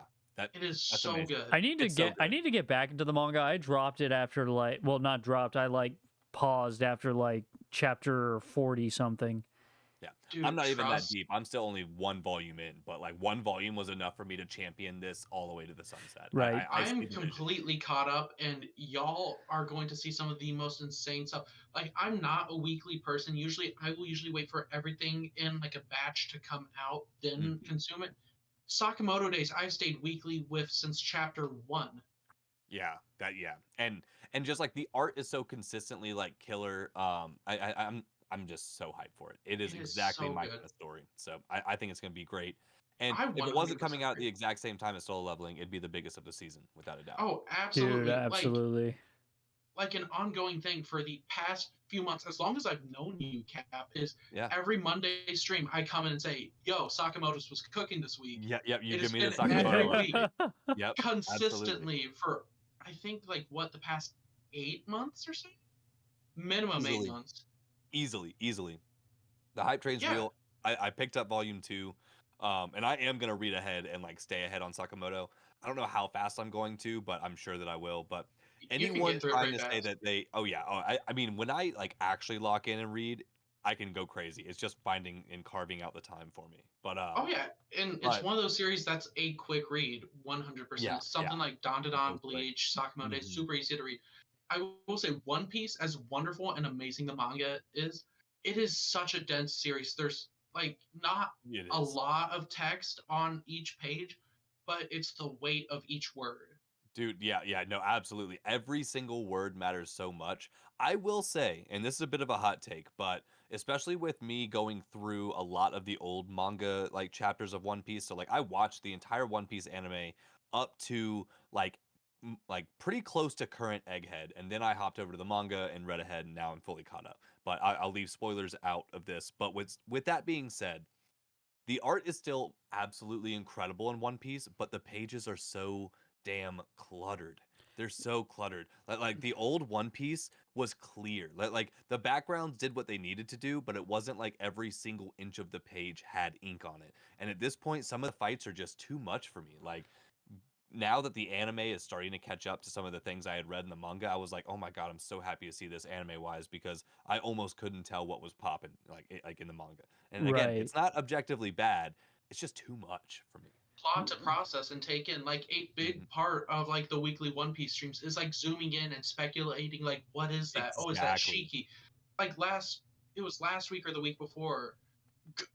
Like a few people were in on being like, "Yo, is that Shiki?" Yeah, no, Yeah, exactly.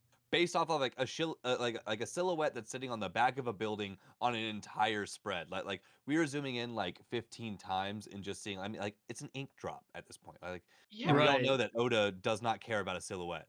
Like silhouettes do not indicate what the character will look like Yeah. whatsoever. Almost not Lo- once. Loki, Big Mom Kaido. Yeah. Oh, Yeah. exactly. Yeah. The OG Kaido silhouette is insane, and also the OG Loki silhouette. You know, Yeah, we have those things like I mean, are hell, pretty much.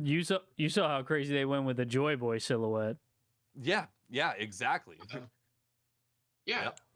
I And everyone's still like, "Oh, I see this," and it's like, dude, we can see whatever we want to say we see, but like we will not know until he actually reveals it. Like Right. At silhouettes the are at the silhouettes end for of a the reason. day, he's the creator. He ultimately decides Exactly. what it is. Yeah, I'm gonna be so real. Before I got back into One Piece, I always thought there was like, I don't know how to say this without sounding like an ass, but I always thought there was like an air of like severe mental illness to the One Piece fandom when it came to like theorizing. Okay, when it comes to theorizing specifically in that aspect, I can see where your thing is because I've Like, there's so much wild shit that I'm just like, ha, how are There's a you lot of getting it? reaching. ha, There's just a lot of reaching. have you been to the One Piece theory subreddit? Yeah. It is, Yeah. it is It's It's a place. It's a place that exists on the internet. That's for sure. miserable. So I think the comment biggest thing section. with One Explore Piece that is at your own peril. oh, at your own peril. The biggest thing with the One Piece community is you got to like take like and theory crafters and everything have to remember this too. Like we got to remember that we're theory crafting. I think the One Piece community gets too caught up in guessing it right in such an epic story that it's like all like a glory based thing. So that's why these theories get more tinfoil hatty and more tinfoil hatty as like you continue down the subreddit. And then people just like create like theory dogma a lot in this community for Right. some reason, which is really weird to me. It's like they're literally gonna die on that hill for a theory that an anonymous user made on Reddit. It's like, bro, it's a good theory. I love it, and that sounds fun. It makes me excited to hear if it was real. That'd be super cool. still doesn't matter. We're just gonna get the story that Oda wants to write at the end of the day. Oh, absolutely. Yeah. And And you coming can't in, have like your hopes and dreams crushed by being wrong about a story that you're not writing. Like, Do you hear us, MHA fandom? yeah, yeah, oh my please God. take notes. Please take notes. Like, again, Like, not your story. let the artist do the art. You Please. love this. Don't forget that you love this. That's why you're here. That's what I'm saying. And like, I'm not new to like when it comes to theories and everything. Like, hell, I was like in the Voltron fandom back in the day. I was in like the pre-season 2 AOT fandom. Mm-hmm. Same.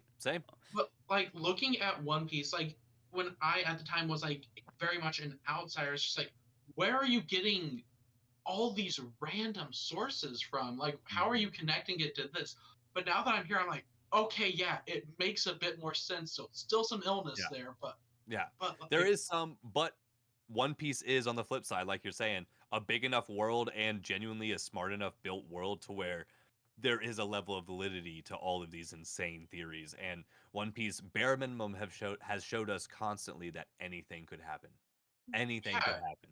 So it's kind of the fun part of it is like whatever you imagine very well could be the answer to what Joy Boy is or what the One Piece will be or whatever, because like it's gonna be out there, it's gonna be weird. It's a goofy, quirky little show about pirates. I mean, for Yeah, real, and- that's part of why I've been able to consistently watch it for like literally the past 20 years, week by week, or well, yeah, consistently, because I never know what could happen. Like watching, reading, like I'm literally just taking it as it is, and Exactly. knowing that this is Yeah. the goofiest work of fiction I've ever experienced in my life. Mhm. Yeah. yeah, It doesn't have to be that serious, but it's Right. also probably gonna go down as the best like piece of fiction ever written by the end of it. yeah. Like Oh, absolutely, I agree.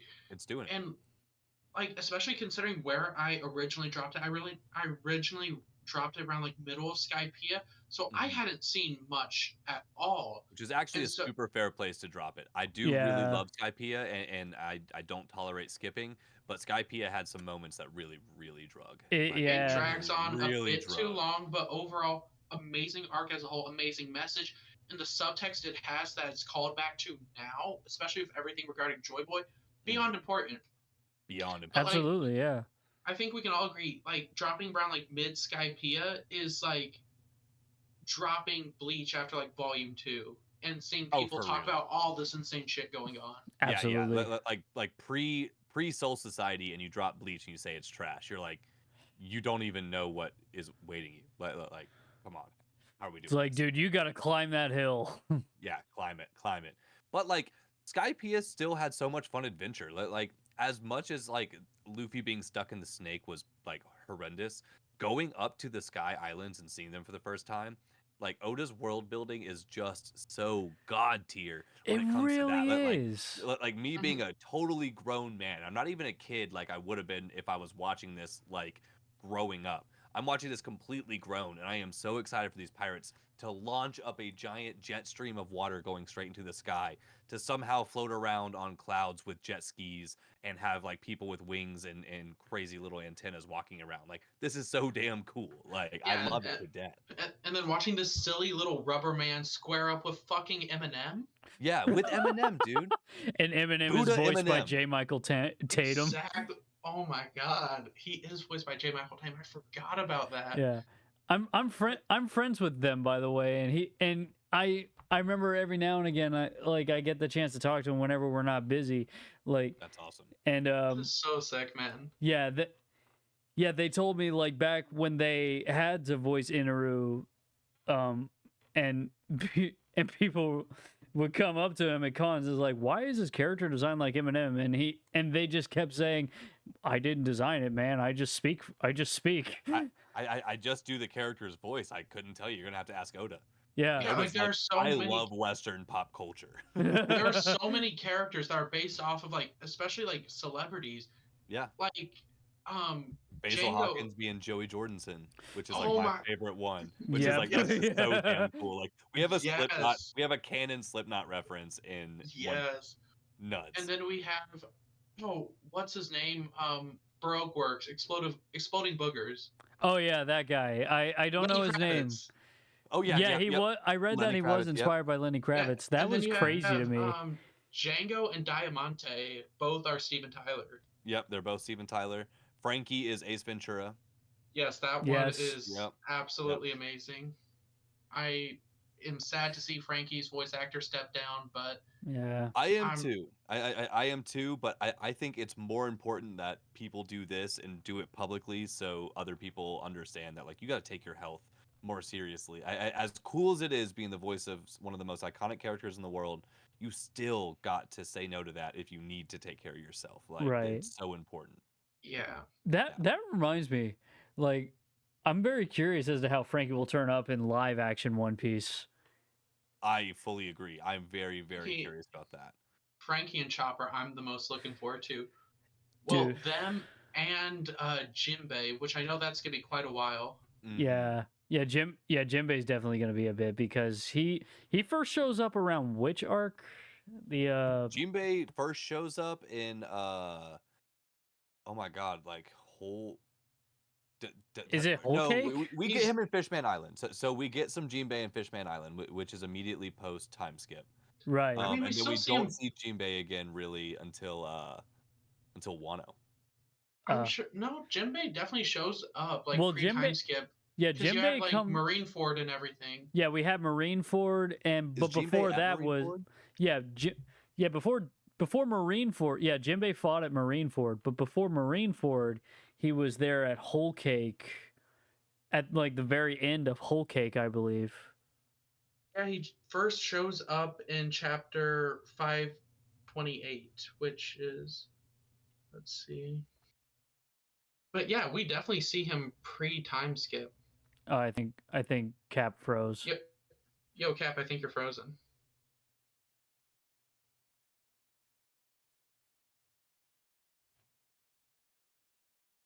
Oh, is he coming back? I believe so.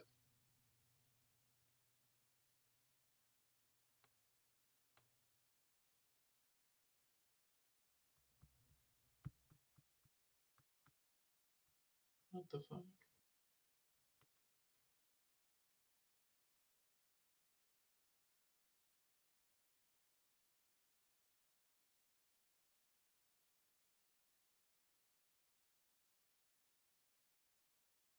He's.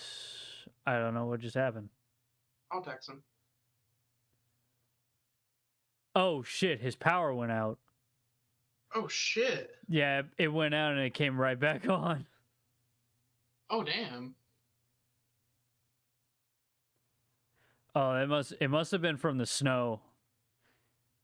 Probably got onto the power lines. Yeah, see, yeah. We'll be brief intermission, guys. Yeah, brief intermission. But yeah, I'm pretty sure we saw Jinbei show up at the Whole Cake Island arc. I'm not at Whole Cake, so I just got to Zoe.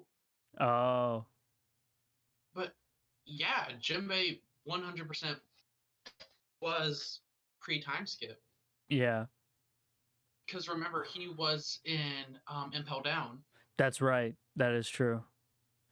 And Yeah. that was the arc where he basically swore that he would be one of the Straw Hats when he reunited with Luffy.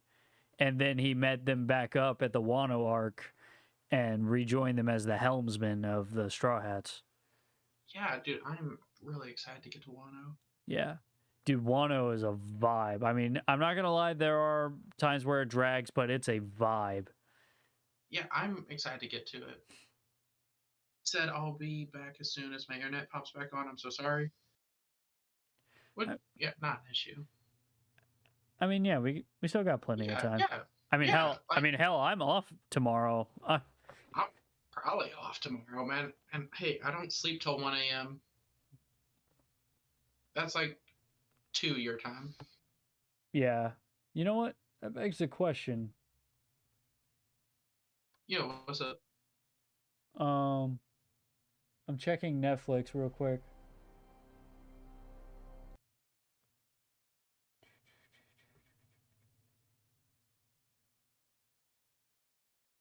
Oh, I still need to edit my Doro Hedoro video. Oh yeah, dude, you're finally watching Dora Hedora? Yeah, I recorded my reaction to the first episode, And the second Oh yeah, episode, man. Dude, that is so sick, dude. I love Dorohedoro. I'm so excited for season 2. let's see. The way I've always pitched it to people is basically you've got an amnesiac lizard man and some thick mamas fighting the wizard mafia. Basically, yeah. Yeah. Also, dude, Noi. Noi. Okay, so Sakamoto Days is listed, but the episodes aren't there yet. Yeah, it comes out Tomorrow, so it'll probably Yeah. drop at midnight.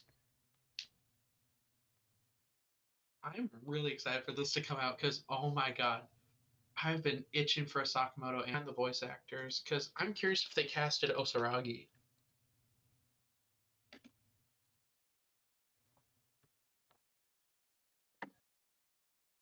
Let's see.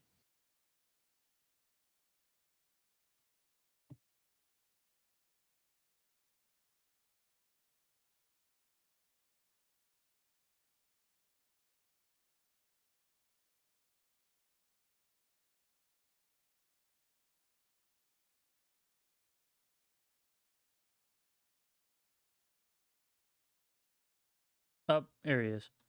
Hell yeah. Second, let me get my camera going and everything. All right.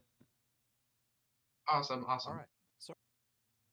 Totally my bad. We in Georgia, like we said at the beginning, we're getting a little bit of snow and all that, and dude, we just don't have infrastructure for this stuff. So power flickered, but we're back. We're chilling. You're All good, right, man. cool. You're good. No worries. Half the time when we record, my internet goes out. Dude, it'd be like that.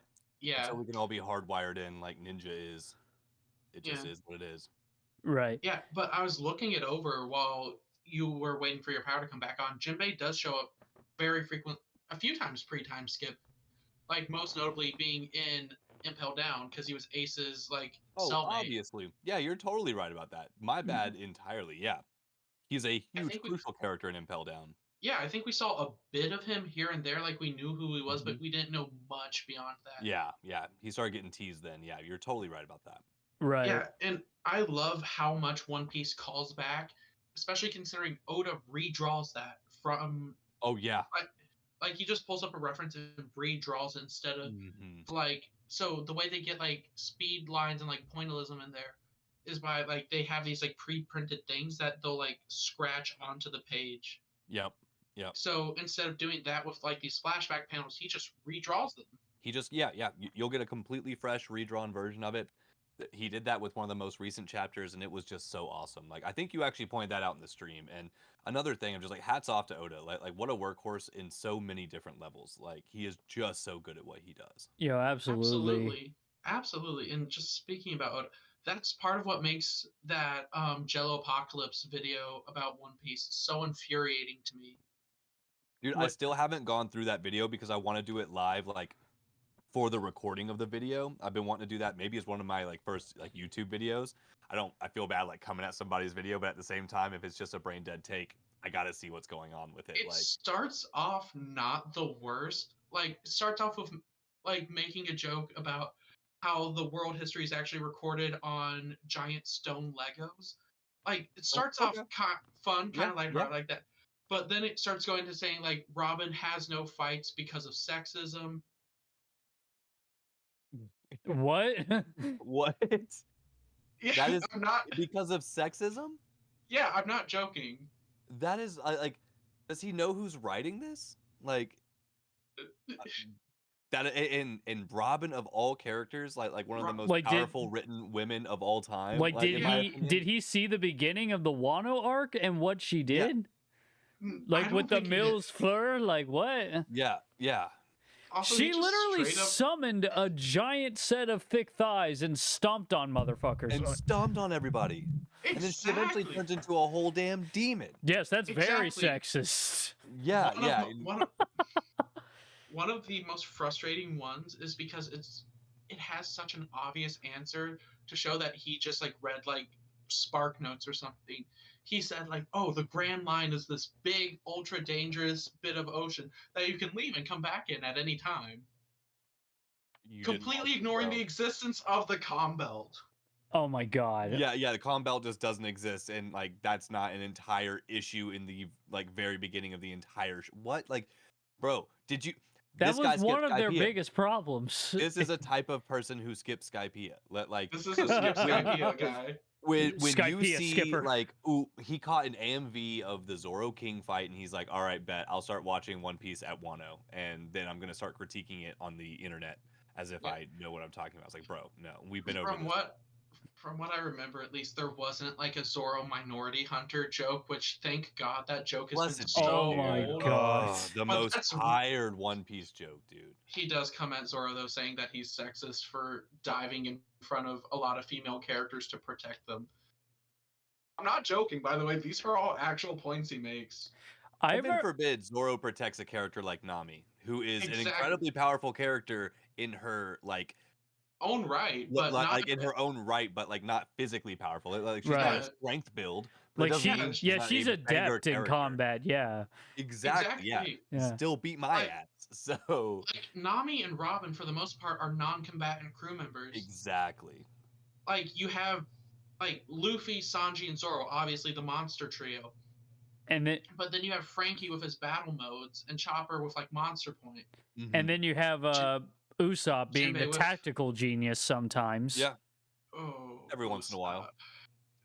Once in a blue moon. Yeah, He's got one. he has his moments where he's a on genius. 4 or 5 pages. He has he has his moment. Yeah, Moments? exactly. Yeah. God, Yeah. Usopp! God, Usopp!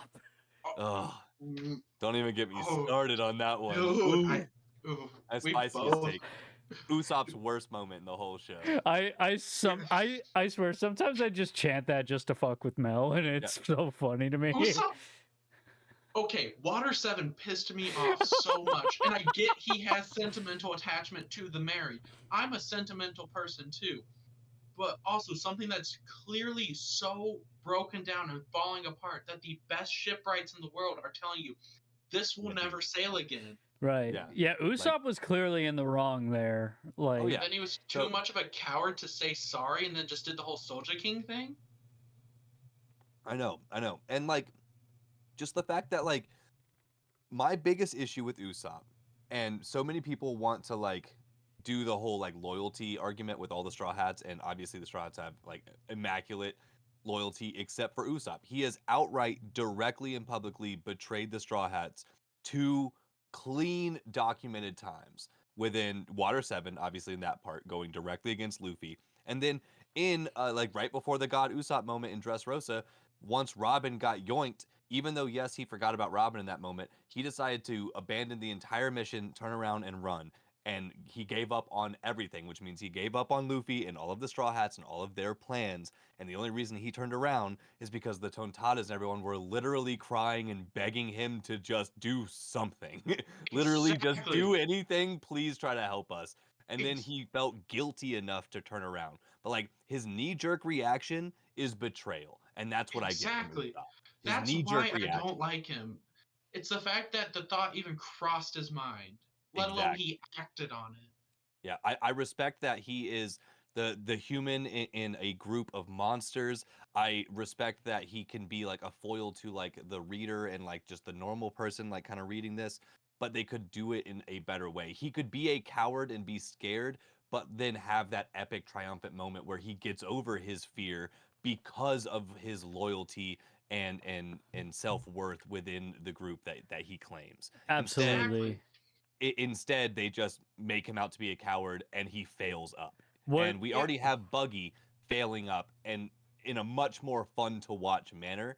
So let's not make Usopp the fail up character. Let's make Usopp the character who became a brave warrior of the damn sea. Right, like Exactly. when are we finally gonna get to the top of that hill? Like where? Yeah. Dude, we Where- haven't even found the mountain yet, bro. Yeah, We're not everyone's been even saying- walking up the mountain.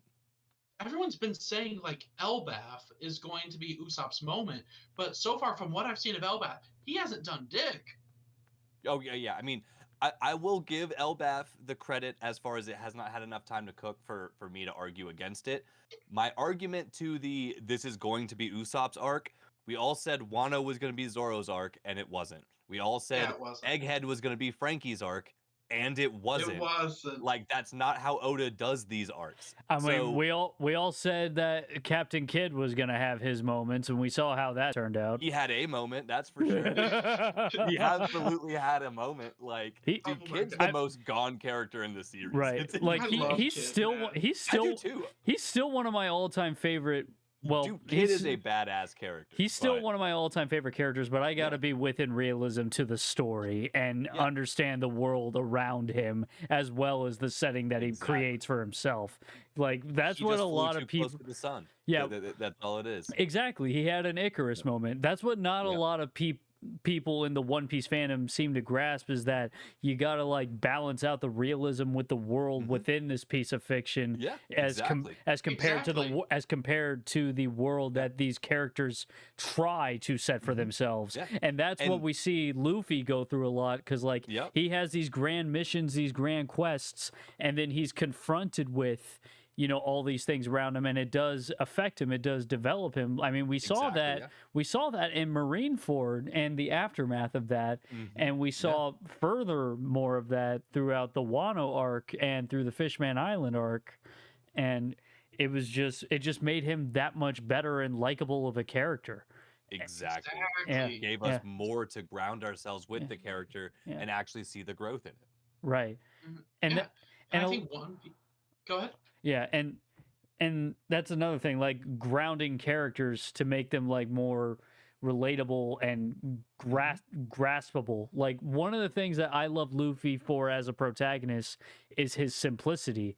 Like his grand mission is just like It's it's so simple. like his end goal is larger than life, but like his piece by piece missions like throughout that, they're just so simple. Like he So meets simple. like in the Oh, yeah. Wano arc when he met what's her name? Otama. Otama. Yeah, she was hungry. She told Luffy, "I'm hungry." Okay, I'll make it so Let's that go you get can food. eat. Let's go get Yep. you some food. Exactly. Your water's dirty. We'll make sure your water's clean. Oh, this big dude's being an asshole. I'll kick his ass. That Yeah, it's just literally. that simple. It is as simple as humanly possible, and it does all. I mean, it's so consistent as well. So Luffy isn't a character where we need growth within his confidence in himself or things like that. We're getting his growth like physically, like we're seeing Exactly. him become a powerhouse and a stronger character. But he is so steadfast in who he is, and he doesn't need to change. And I love that about him as well. Like Yeah. that is locked in. Like that's not the part of this journey that we're focused on. He's not the Yeah. internal journey. Everybody else on the crew is. Yeah, it's Yeah, more. and something I saw. So I listen to a lot of video essays. That's how I find a lot of series that I'm into now. Right. But there's this One Piece one I was listening to during work, and I've seen no one bring this up about Luffy, but it's such just a big part of his character that no one seems to talk about.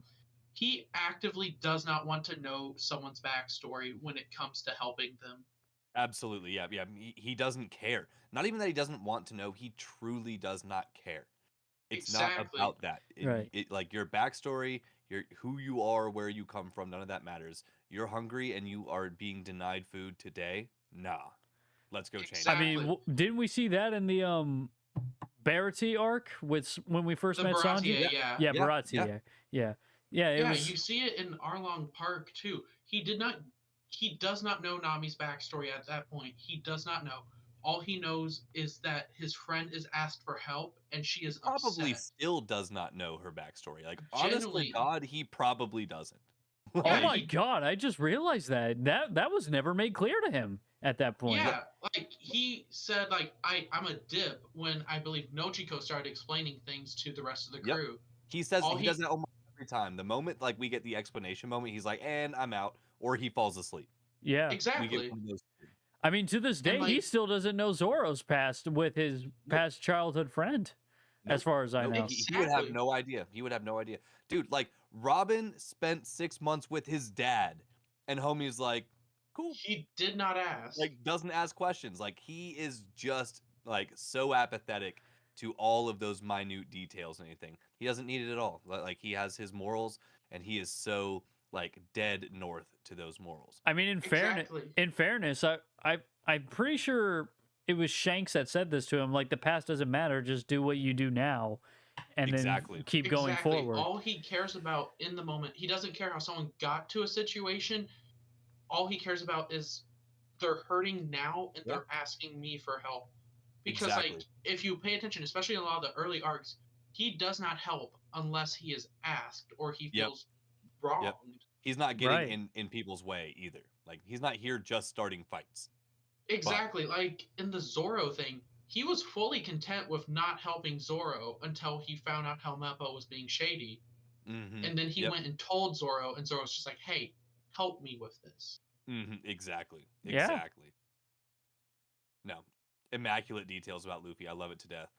It's And the that's what's so cool simplicity. about One Piece is like you can have like people want to dunk on everyone for being like Luffy is like the lamest MC of the big three. It's like no, like Luffy is the MC, but like it's the Straw Hats, and then it's the 100,000 other characters that encircle the Straw Hats. Like you'll get every bit of character development you ever need from an anime, but you're gonna get it from so many different sources, perspectives, points of view, and just all of that. Like and Luffy doesn't have to be the one to present you all of this like grandstanding character development because that's not what he like it's not his role.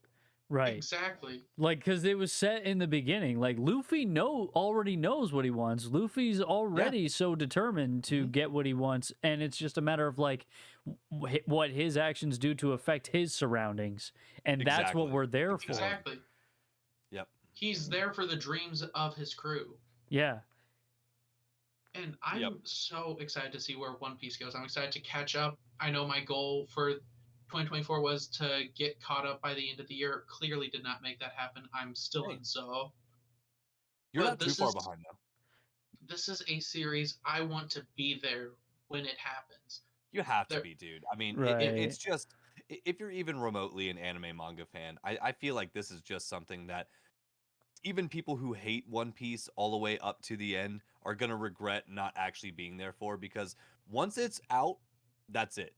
Like there is Exactly. not ever gonna be a moment of experiencing what the One Piece is with the entire One Piece community, and we have that opportunity at our fingertips right now. Like, Yeah. us building these communities and having these places and being a part of anime internet for all intents and purposes, like dude, it will be such a generational moment. It'll be insane.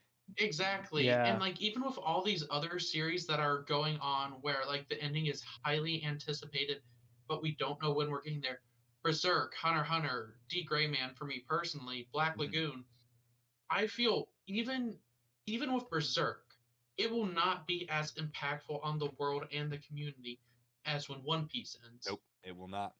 It will not. But Berserk just has been too sporadic and just it solidified itself within the core manga and anime community, but it doesn't have it doesn't have that breadth that One Piece does. I mean, with what One Piece did last year with the live action, the remake, the re-edits, the actual anime, the actual manga. Yeah, like, because One Netflix. Piece Yeah, is Netflix is everywhere. about to re-release with the One Piece by Exactly. Studio Wit, and that's going to be its like second animated adaptation, and I'm really excited to see where that goes. But Yeah.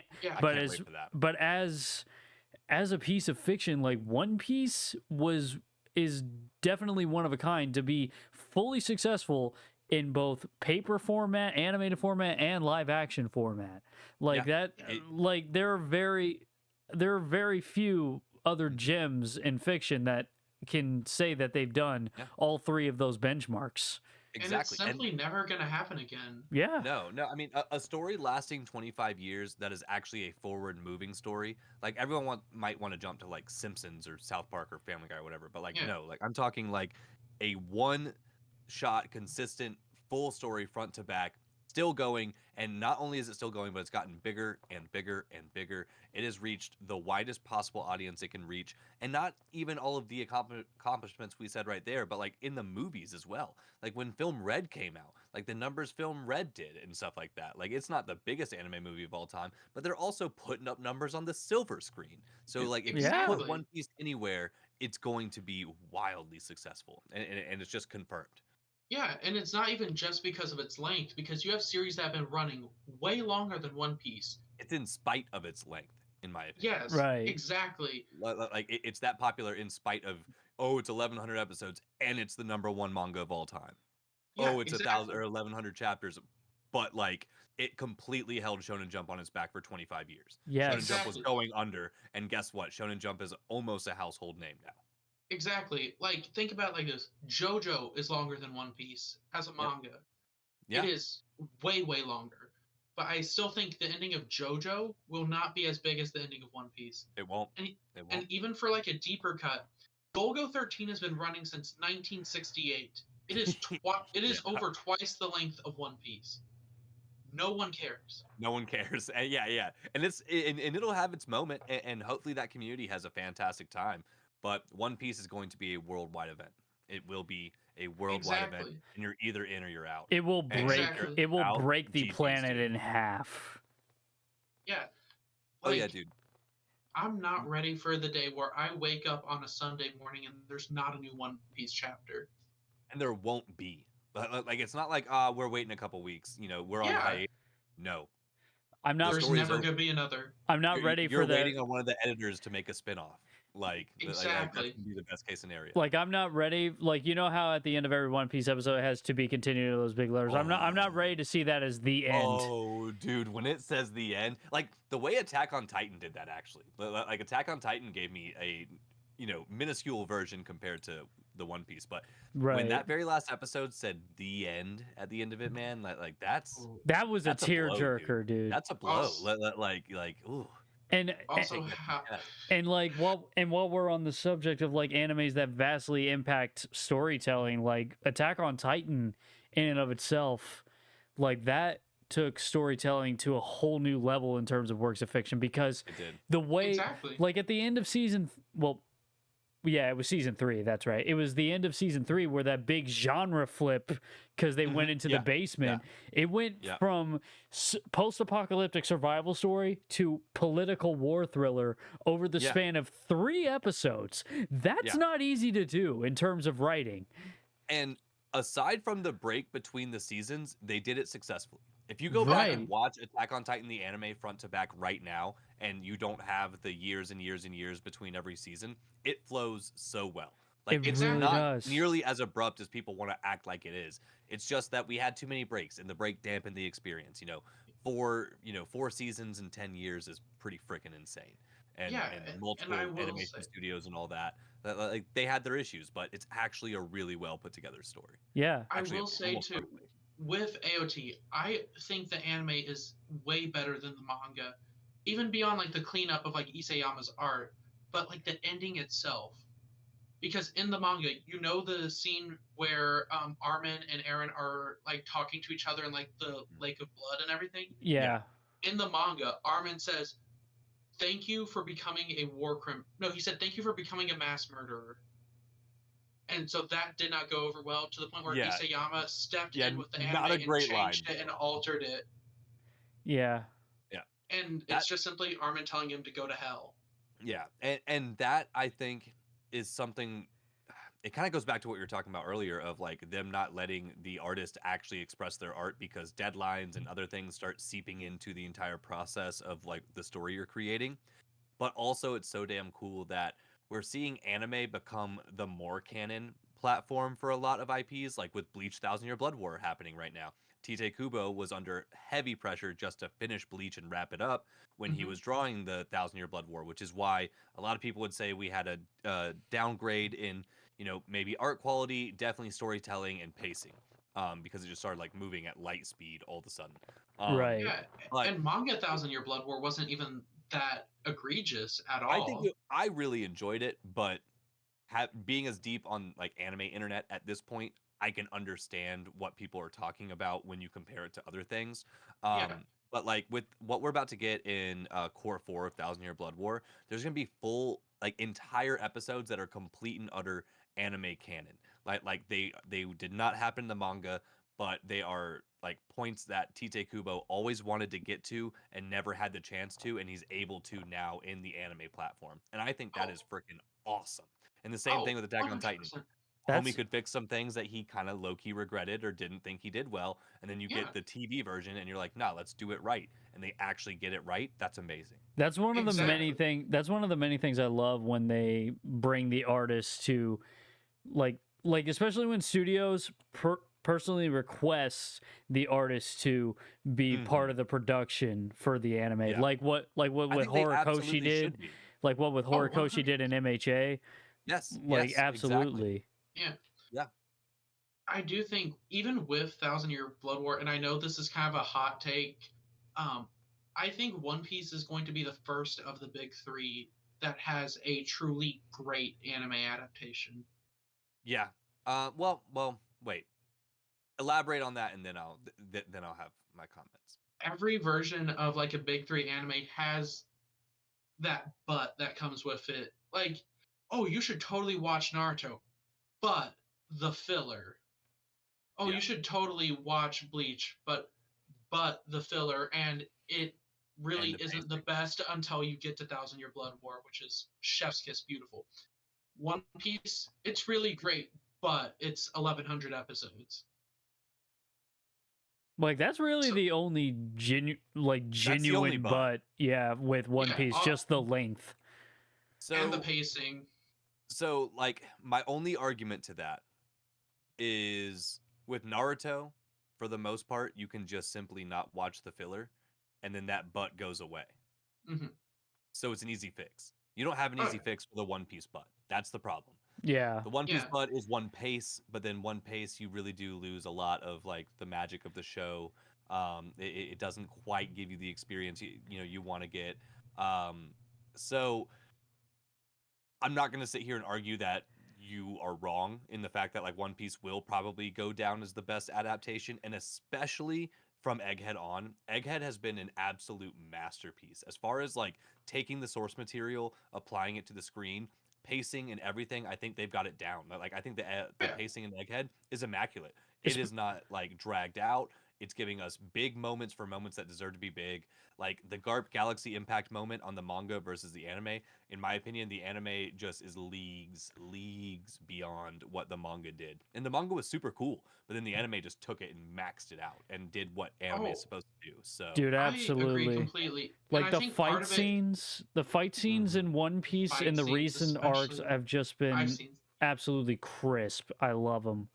Yeah, I was and with rewatching the Seraphim fight with Zoro ooh, and Ooh. and the Mihawk one. Oh my god, or like S Hawk or whatever. Dude, that fight is unreal. Like that is like a top 10 anime fight of all time, and people are like One Piece has goofy fights. It's like, dude, go watch the choreography in that. Like that is Naruto, Kakashi, Obito level choreography. Like in that moment. Like, and that's a tall statement, but like To they this day, did it I on love that. To this day, I love that. yeah, That's still a benchmark for anime fight scenes. The It Kakashi has to versus be. Obito. It yeah, has it's objectively iconic. Yeah. At the yeah. same time, I will say part of it has to do with like the studios that adapted those series at the time. Mm-hmm. Yeah. Naruto and Bleach were both done by Studio Pierrot, I believe, and Yeah. then yeah, Naruto and Bleach were Pierrot, and then One Piece was Toei, which Toei, especially for that time, are known for dragging out Dragging. series. Yep. Dragging. Like they did Dragon Ball Z, and we Oh, all yeah. know, yeah, Yeah. like 3 episodes for the 5-minute timer freezes to stop, Yeah, dude. Yeah. Yep. and then More like you, episodes for Super Saiyan 3. yeah, you've talked about this before on stream too, but the Rebecca flashback, Oh Oh god. god, Oh dude. god. Dressrosa could have been enough for me to drop the show if I wasn't like locked in with the community and stuff like that. With how bad the pacing was in the Rebecca flashbacks, dude. I hate her character on the simple fact of how many times I saw her flashback. Dude, exactly. that was art.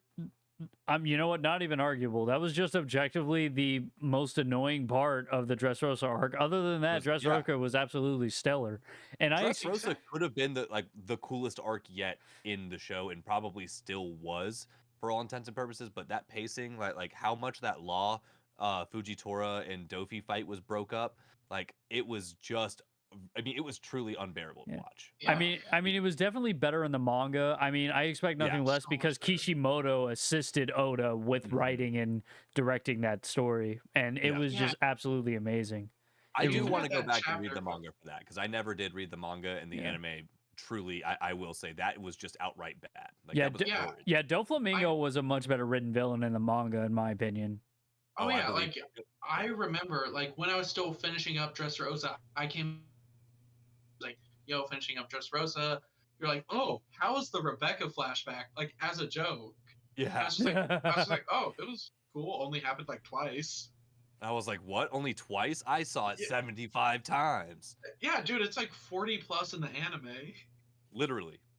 It's like the And- damn swing in Naruto, but worse. Oh my god, that stupid ass swing.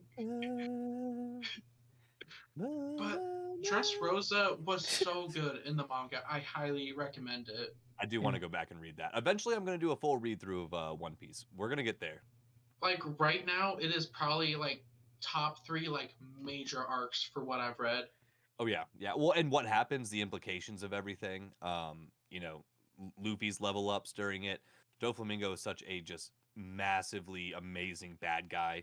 The whole smile concept, it sets everything you need up truly for what's about to happen in Wano.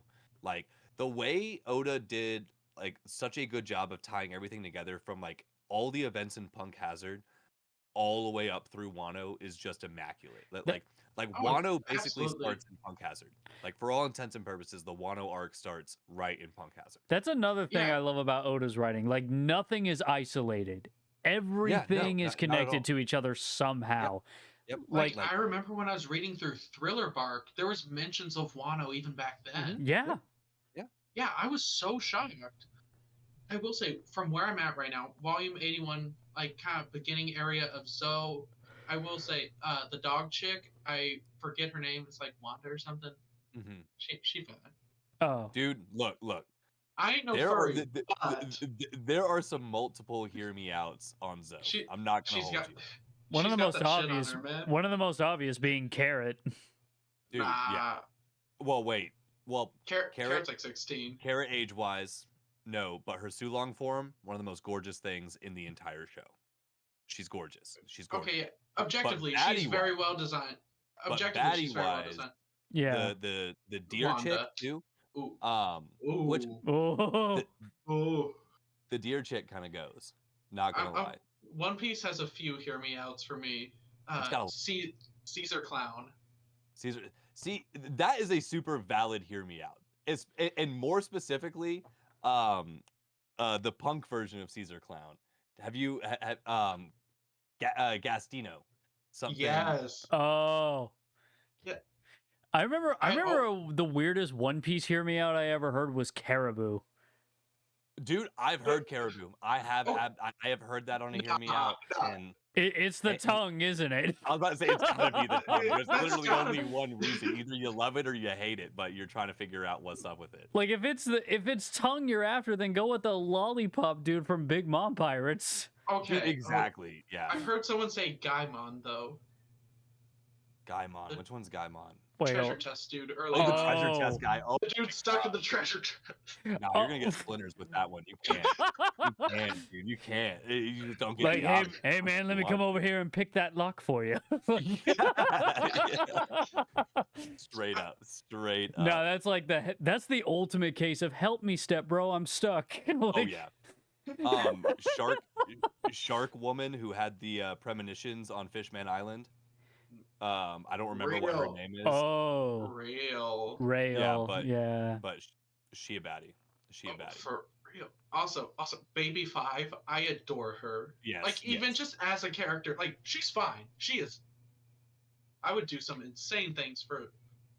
But even just as a character, you Mhm. can't help but just, oh my god, I want to take care of you. Oh, the- absolutely. They ain't Granny Seiko though. No, Granny Seiko, dude, has me in a chokehold in the best of ways right now. Like Dude, wait till you, the wait till you see fan the service nurse. for her in Don to Don is peak. Like we can talk about all the toxic fan service in Don to Don all day long, but thank the gods for the Granny Psycho fan service in Don to Don. I'm Dude. actually so damn here for it, dude. Just wait till you Good see God. Queen Sensei. Oh, wait, we already Oh. did see her. He's anime only. Anime Yeah, only for me, yeah, yeah. she's in the anime now. Is she? I don't think she I don't is. remember. Yeah, she was in School the nurse. yeah, she was in the second to last Oh, episode. Yeah, the school nurse. Yes. She was in it. I have met Yes. her, and oh my god, yeah, oh yeah, she'll be the one. She'll be the one for Yeah, sure. she had that rioting crop and it was like, I hope Oh, yeah, she nobody did. nobody better be bullying you. And I'm Yeah. like, what if I Oh. am? What if I said I'm the bully? Wink, wink. Bro, you can I kick swear- the other kids out, and we can figure out what's about to happen. Bro, Queen Sensei is about to be one of those defining characters that just like, oh, that's gonna be an awakening for quite a few people. Oh, absolutely, dude. Like we That's gotta so have, many- Ria's yeah. Grimoire. we so gotta many have. anime fans coming Yes, up. They're yeah, gonna be like, "She's yeah, the like one." Ria's Grimoire. We gotta have something to hold us off until High School DxD season 5 drops. That's a generational one. Like every like That generation really of is. anime fans has. There's always that like crop of like anime women where you have like Robin, obviously, but like Lady Tsunade, Ria's Misa Grimoire. Misa from Death Note. She's You the know one, what? dude. You I know love what? The one. Misa. She's my She queen. was- she was she's my favorite when I original watched Death awakening, Note. where I was like, oh yeah, that is Oh, everything I love. Nice. oh, what was this? Goth Yeah. chicks? Oh yeah, That's goth an chicks option. who Goth absolutely chicks, adore me. Oh my god. fishnets, Yeah, fish- drooling at my feet. every bit of the aesthetic, just top to bottom. Pretty much, yeah. Bro, Yeah. one of the funniest things. So Brad Swale, he voices Light in the dub for Death Note, Yeah. Mhm. and here he's also like Rock from Black Lagoon, exact same voice. Yeah. And it's so insane hearing Rock, this insane like polite, gentlemanly voice. Just hearing that same voice go, "Never in my life have I been so provoked to hit a woman." Yeah, exactly. What an insane dub line. Ooh, another good one is the nurse from High School of the Dead. I haven't seen High School of the Yes. Dead. That is one that I have not done my research on. It's unfortunately. good. I'm sure you've but seen the scene. I probably have seen the scene. the miracle of physics scene. Oh, is that the one where the bullet goes through? Yeah. The everything? titty Is bullet it that time. anime? Oh, yeah. The Yep, yep, I titty know the scene all bullets. too well. The Man, the titty infamous bullet. titty bullets. Dude, The shout out titty the bullet animators time, on yeah. that one. They Dude, put in I'm OT sad. for that shit. I'm sad we're never gonna get the ending of High School of the Dead just because the creator passed away. Well, I mean, they said Oh, damn. they said they were going to work on that because he left it to someone else to carry on because he knew he wasn't going to Heard about live. that. Yeah, I mean, at least I did that's not what, hear about- that's what I read, but I don't know. But I didn't read anything else on whether or not that was confirmed true or not. Yeah. So because Dude, for High School of the Dead, I want to pick these up. They're these big.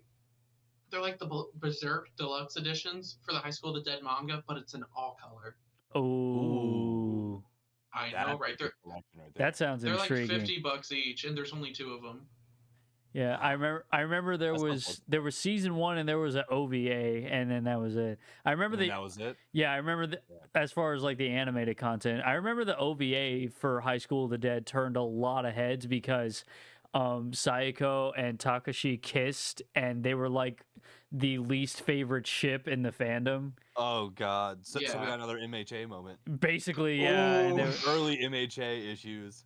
but like Bro, I'm just like, dude, get the fuck over yourself. It happened. Even if it's not canon to the manga, the fact, like, and even then, it's not canon to the manga.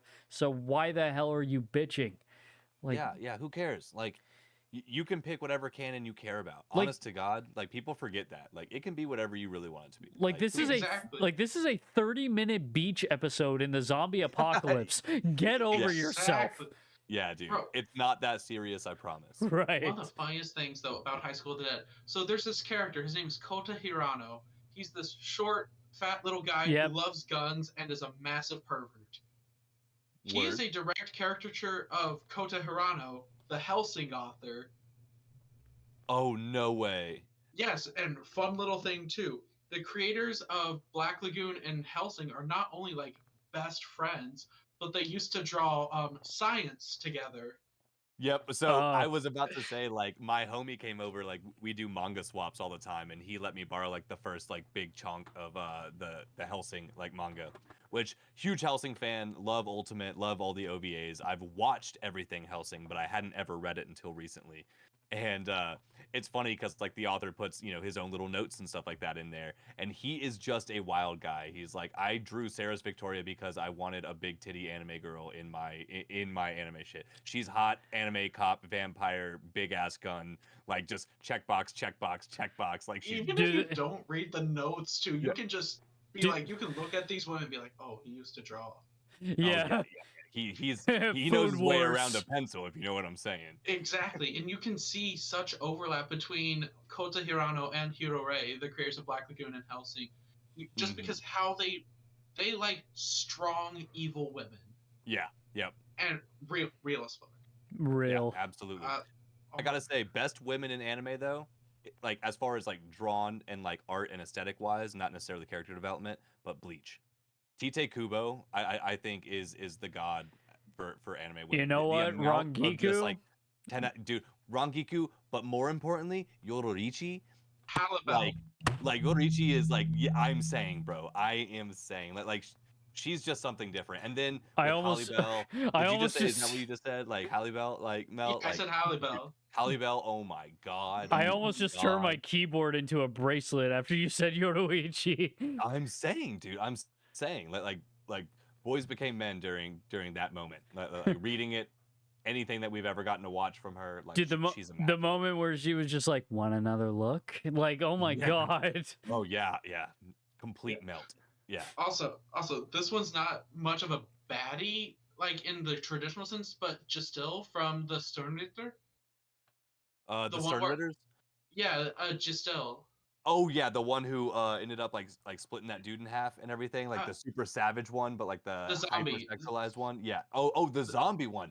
Yeah. Zombie trans girl. I love the her. trans girl. Oh. Cute as all hell. Dude. I love like, her. Like such a cute character. I love that trio. Like that trio of girls is It's just fantastic. all three of them. Just give me all three of them. Yep. And they're all like super psychos in their own very special way. Exactly. I love it. Like they're their own brand, and they kind of hate each other's brand of psycho. They're like, man, you are such a freaking weirdo.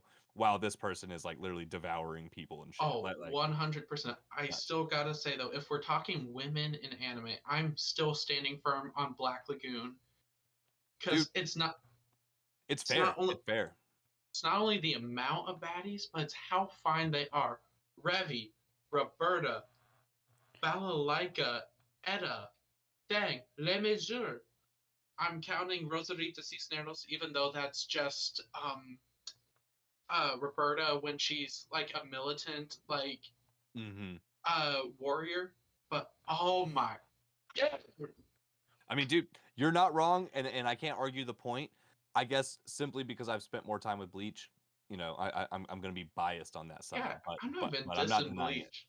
They've got some fine women. Got some fine women, dude. I will Even say- like Soifon and all that. Like, oh my Oof. gosh, like I will say even like the men in Bleach too, I'm quite a fan Yeah, of. Like yeah. Ishin. Renji. Oh yeah, Renji. I feel like Renji's an underrated, super hot anime dude. that, Oh, like, yeah, It can't he's do really really anything. fine. is. Like and like tribal tattoos not being cringy on somebody in like a moment like that because Exactly. like Renji's got it. Yeah, Ishin is a great one. Like Well, honestly, I feel like a clean hear me Kisuke. out is Gin too. Gin, not There's personally something my about taste. him. There's something about him. You know, like Personally, not my taste, but I see it. I see it 100%. like a fox, but like at the same time, like there is a swagger about him that like Oh, damn. 100%. Also, Right. Aizen, but glasses Aizen. Oh, for sure, for sure. 100% Aizen- glasses. Aizen, one of the best, if not the best, anime villain of all time, dude. Aizen is just such a damn peak character, and He's like up there he, for he sure. invented Yeah. Riz. Like the level of charisma that character has, like he is just charisma embodied. It's nuts. Oh yeah. Does he look like he'll call me a slur? Probably. But But like you won't be mad at him. You'll be won't be turned on mad. for some reason. Like It's- that's see, the problem. Like you'll be like, am I- wait, You'll do I like grab this? him by the neck, pull him closer, and be like, "Say it again." Say it. am I offended or am I into this? I don't know. Yeah, depends on the moment. I'm but offended- Probably, I'm offended and erect, and I don't know why. Yeah, you're offended because you're into this right now. You're just offending Exactly. yourself. But Exactly, dude. but speaking of fine men, like I know I'm kind of like diverting from shonen to like slice of life, but have either of you seen the anime Sign of Affection? Yes. So I have not, but it is high on the list because like my girl just absolutely loved that anime, and is I so need to good. watch it, but I have not. Like if Is you, it? yeah, if you've seen A Silent Voice, you'll absolutely love this anime because Mhm, mhm. like save for like the bullying and trauma, there's like still a small amount of trauma, but what I really love is how it really immerses you into the world of a deaf person, like Yeah, especially yeah. with the heightened detail visuals, because Mhm. like Ooh, yeah, because you see like from the shine on people's lips to the glitter in their eyes, and I'm like, why is this why is everything so sparkly and shiny? And I'm like, oh yeah, she's in Like, a visual world, so this is really that good is a crazy depiction. concept. I didn't even imagine that because, like, I've Yeah. heard like the general description of A Sign of Affection, so I knew what it's about. You know, falling in love as a deaf person.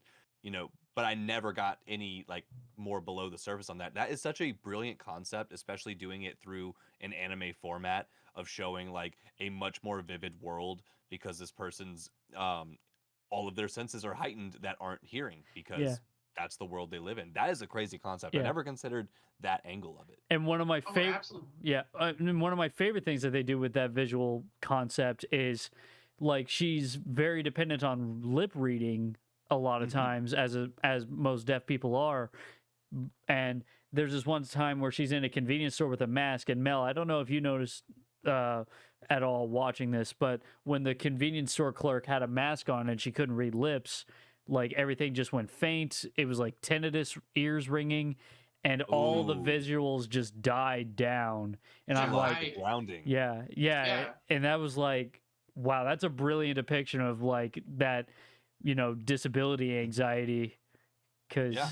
Yeah. And something I never would have considered not dealing with that issue. yeah, yeah, Like, that's I Yeah. never would have thought about that. that's a brilliant way to immerse like hearing people into this world, this Mhm. like aspect, this space that she lives in. And Yeah. that's part of why I really love this series. Like not only for the romantic development, but just like the pure concept of how do we further immerse people into Mhm. this person's disability, into their world. Because like the first line in this anime is, "This is my world," and I'm like, Yeah. wow. Yeah. And it really makes a point to dive into that world. That's amazing. I never actually considered the implications of how deep you could go with a concept like that. So that makes me a lot more excited to watch this anime. Yeah, Yeah, I will Sounds say really if cool. you're looking for something that does that kind of similar effect while still getting a good amount of like shonen battles and everything, watch the like newer version because this is a fairly old series. Dororo and Hyakimaru on Amazon. All right. I adore it to death. I love the OG manga from Osamu Tezuka. One of the best like stories I've ever seen with disability representation. Basically, story starts out Dororo's father, not Dororo, Hyakimaru, he has zero senses at all. Basically, what happened was his dad prayed to a god for a prosperous land, but it came at the sacrifice of his firstborn, basically, which was Mm. Hyakimaru. He was born basically as like a skinless flesh potato. Oh, yeah, No arms, no legs, my no God. eyes, no skin, no senses, anything. So he is floated down a river basically and left for dead. And then so all of those parts of him were sealed inside of like different demons and everything, and he slowly, so he can see, kinda, he senses auras. Mhm. And every time he defeats a demon, he gets one part of himself back, and he Okay. So he's primarily rebuilding functions, himself. yes, and yeah, learning and like adapting to this world for the first time, because for the longest time he could not see, he could not hear, and it's very telling in how like his body language, like he reacts really sharply to noise, especially at Mhm. first, and it's really interesting. And his whole body's like made Yeah. of wood because his adopted dad used to make weapons for war and he wanted to repent. So he basically built Hyakimaru his whole wooden body. He can like pull off his hands. There's like katana blades in there. It's dope as shit. Oh, crazy. Yeah, Yeah, that sounds like a wild story. And again, like, what a cool way of exploring what it's like to live with a disability, and then also how like uncomfortable it could be gaining these abilities after living a life without them. That's right. really, really exactly. cool. Exactly. Yeah. There's so much in the story of Dororo, especially. Like my one issue with the newer Dororo anime is, so in the series, Dororo is a little kid that tags along with Hyakimaru throughout his adventures. Dororo is born female, but is very adamantly, no, I am a boy, and will Hmm. correct people tons of times on. So even in the 60s, we had trans representation in anime. Yeah. You had like representation for like refugees and victims of like war in the series as well. Mhm. Dororo is hands down one of the most progressive series I have ever seen, Nice. especially something from like the 60s. Yeah, that's But my impressive. yeah, and my one Like all the way issue. back then, and a lot of issues with like Japan seeming to tote that line sometimes.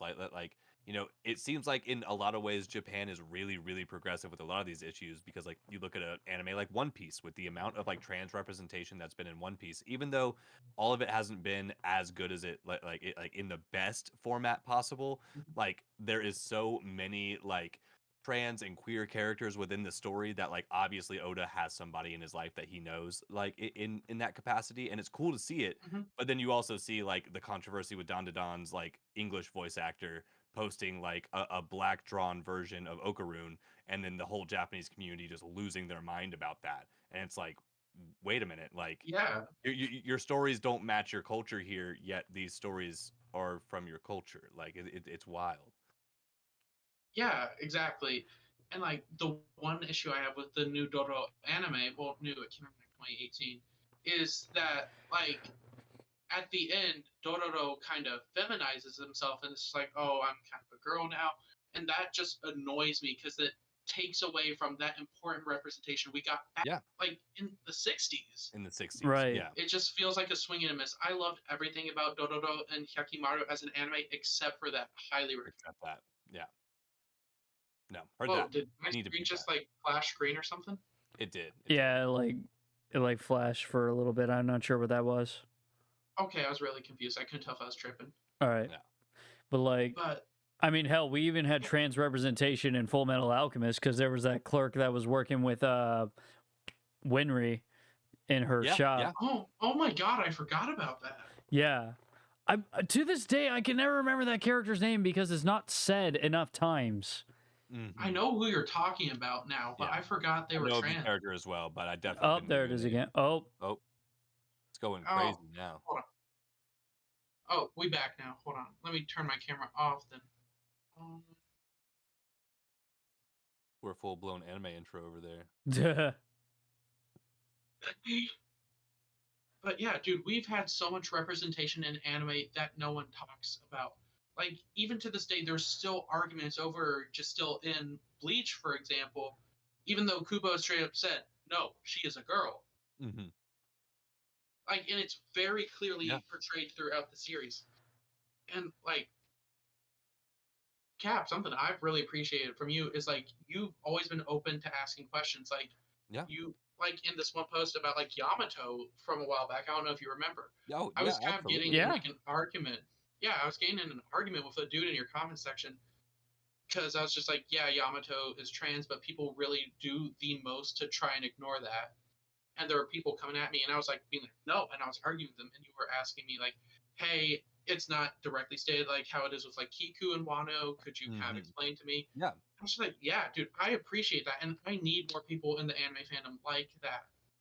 Well, dude, I appreciate you for being an open source where I feel comfortable enough asking those questions because I'm a white cis guy and I grew up in North Georgia. To be honest, I haven't spent a ton of time around the trans community specifically. I know a decent amount of gay Yeah, people and just people like within the community, but like not so deep as like someone I talk to on virtually a daily basis at this point. And then also being yeah, in the anime community and then a character like Yamato, which from my perspective is it feels like a different situation than what the immediate concept for being trans is. So like I was so happy and mhm, appreciative to have that perspective because my thing is like honest to God, I just want to know.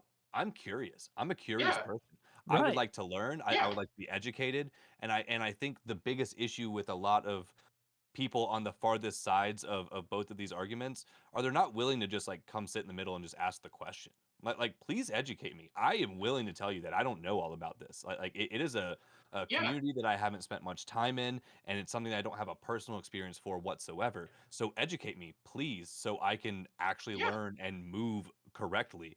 And that's where real growth happens. And it blows me away how I mean, because like just how off put people are by it. I'm like, dude, like just ask the question. How about instead of watching random videos about people who just fully agree with you and don't ask questions, just go ask a trans person the question, like, hey, what's up? Like, let's Like, Yeah. talk. like that's what gets let- me the most about Like- like not just anime community, but like all the factions of the nerd community in general. Like Mhm. they just refuse to learn and grow through conversations. But look at Yeah. like the media that you watch. The number one way these characters develop is by conversing with other people. Exactly.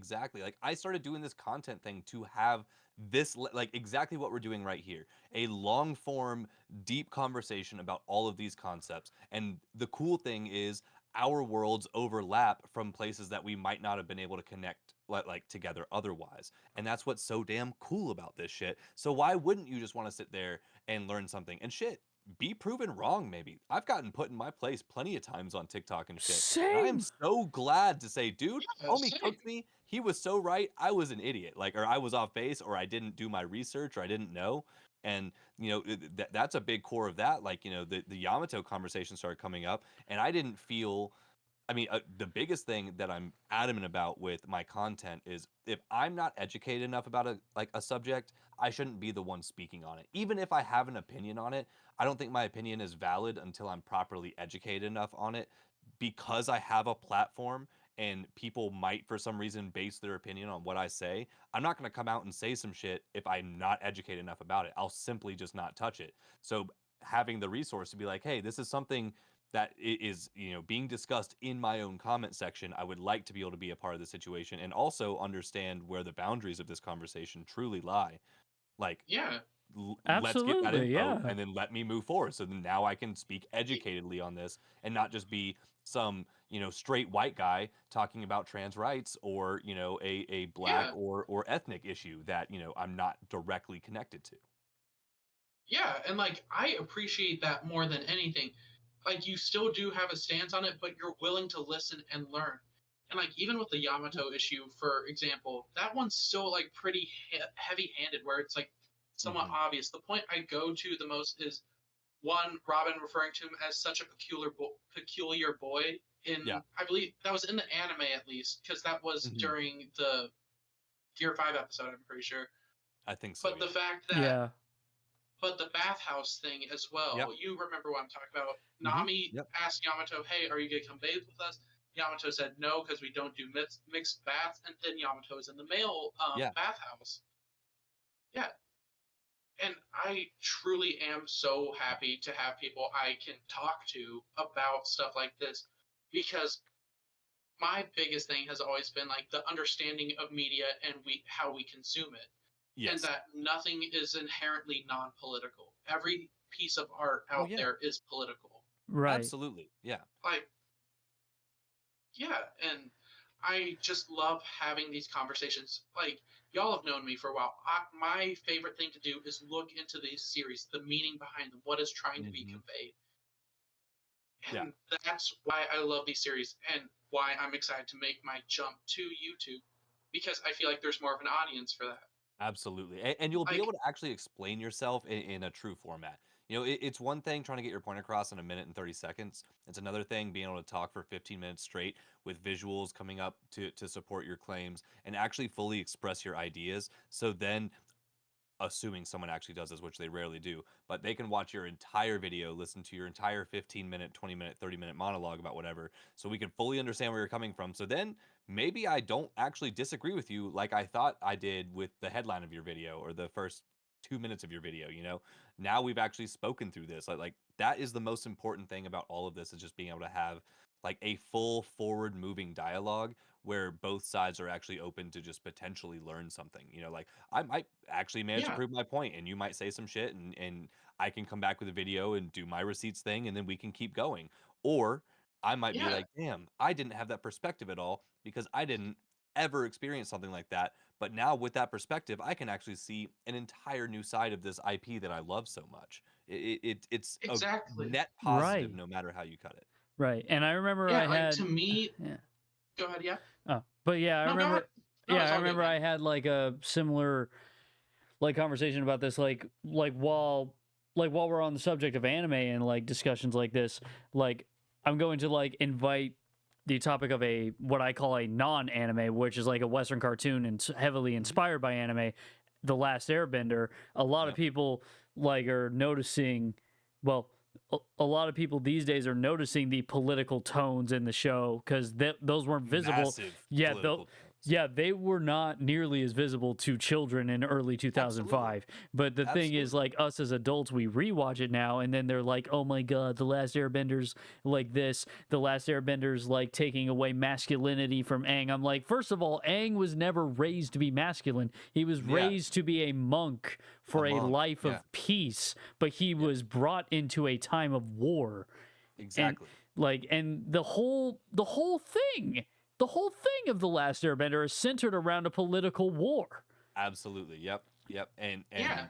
And yeah, political war, genocides, and just like oppression, and Fascism. just abuse of power, fascism. But then also equally at the exact same time centered around being a kid.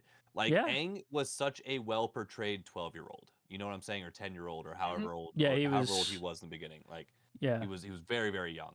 But like they actually portrayed him truly as his age. And Katara same, Sokka same, and like to your point of like them not making Aang like masculine enough. We had Sokka on the team to provide you the toxic masculine side, and Sokka had to deal with the massive level of expectations put on his shoulders based on just him being the only male in a mostly female village.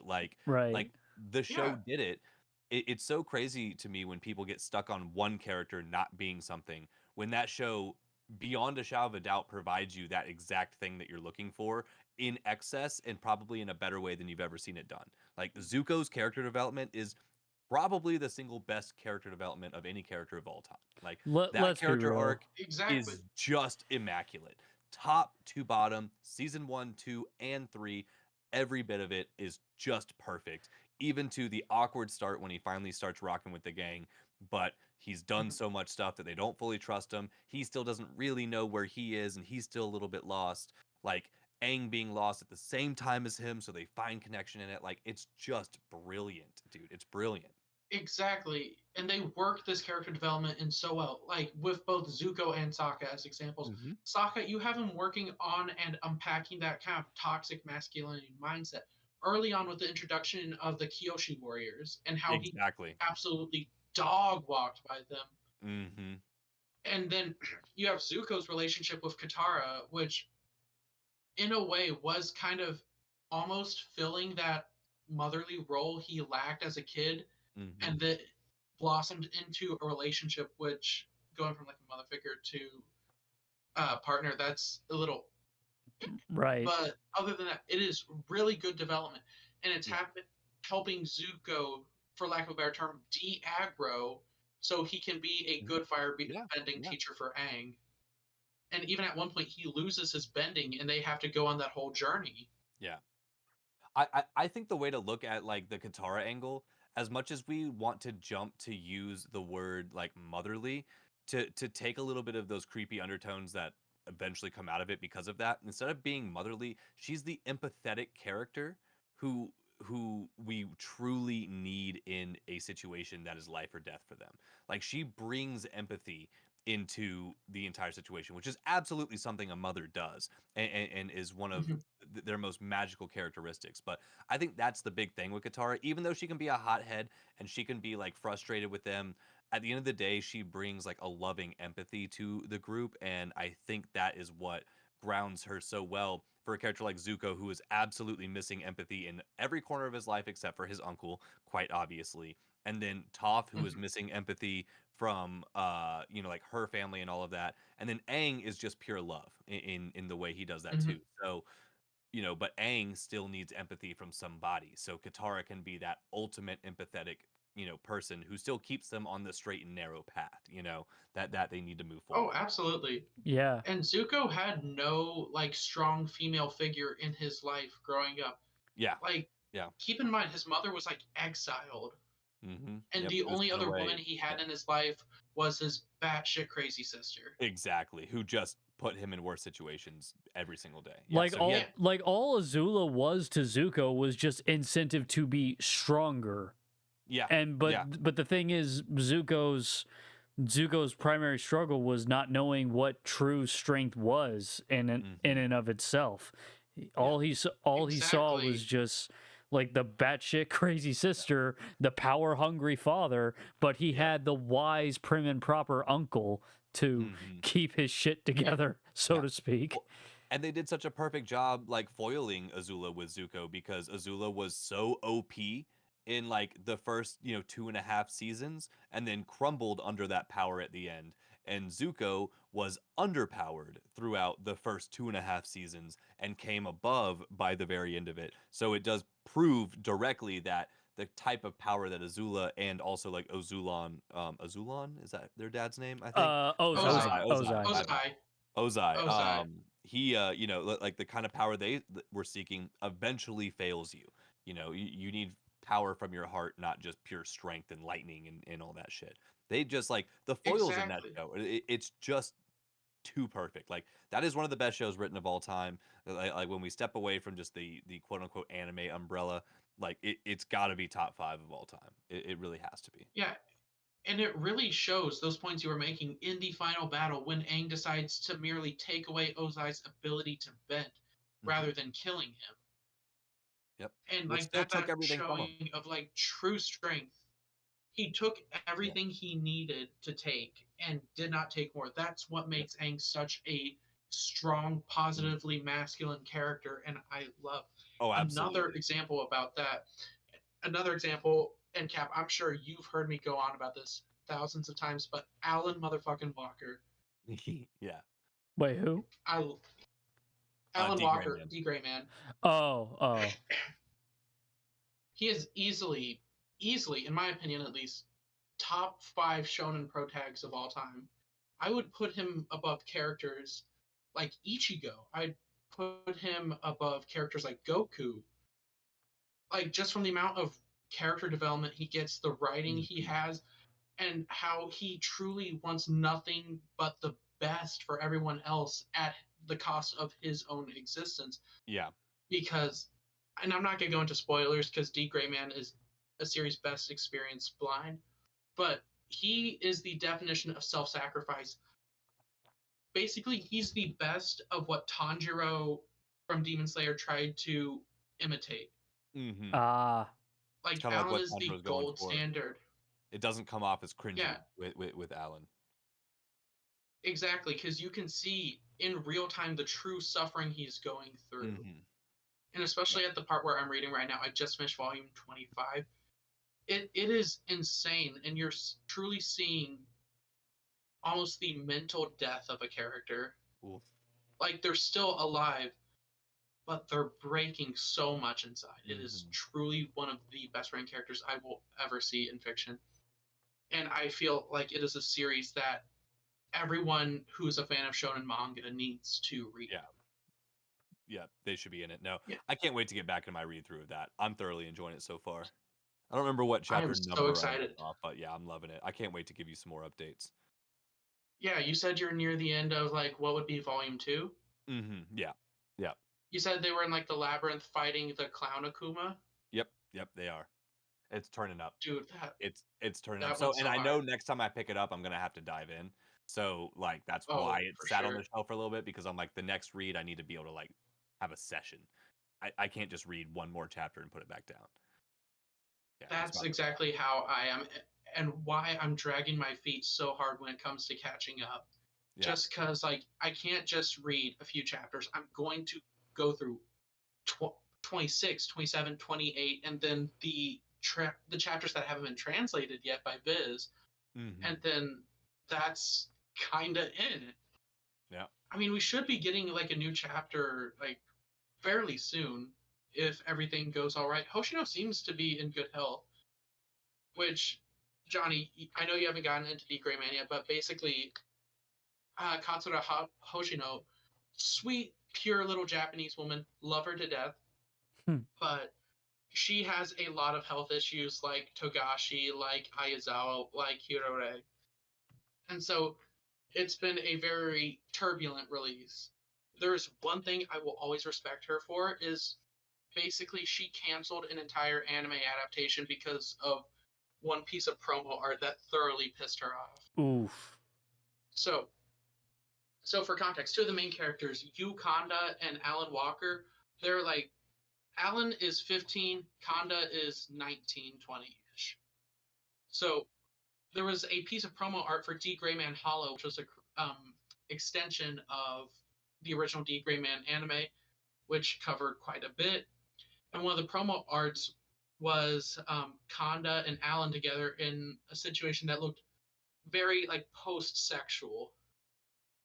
And Hoshino lost her shit so hard because of the fact that Alan is 15 and Kanda's 19. Yeah.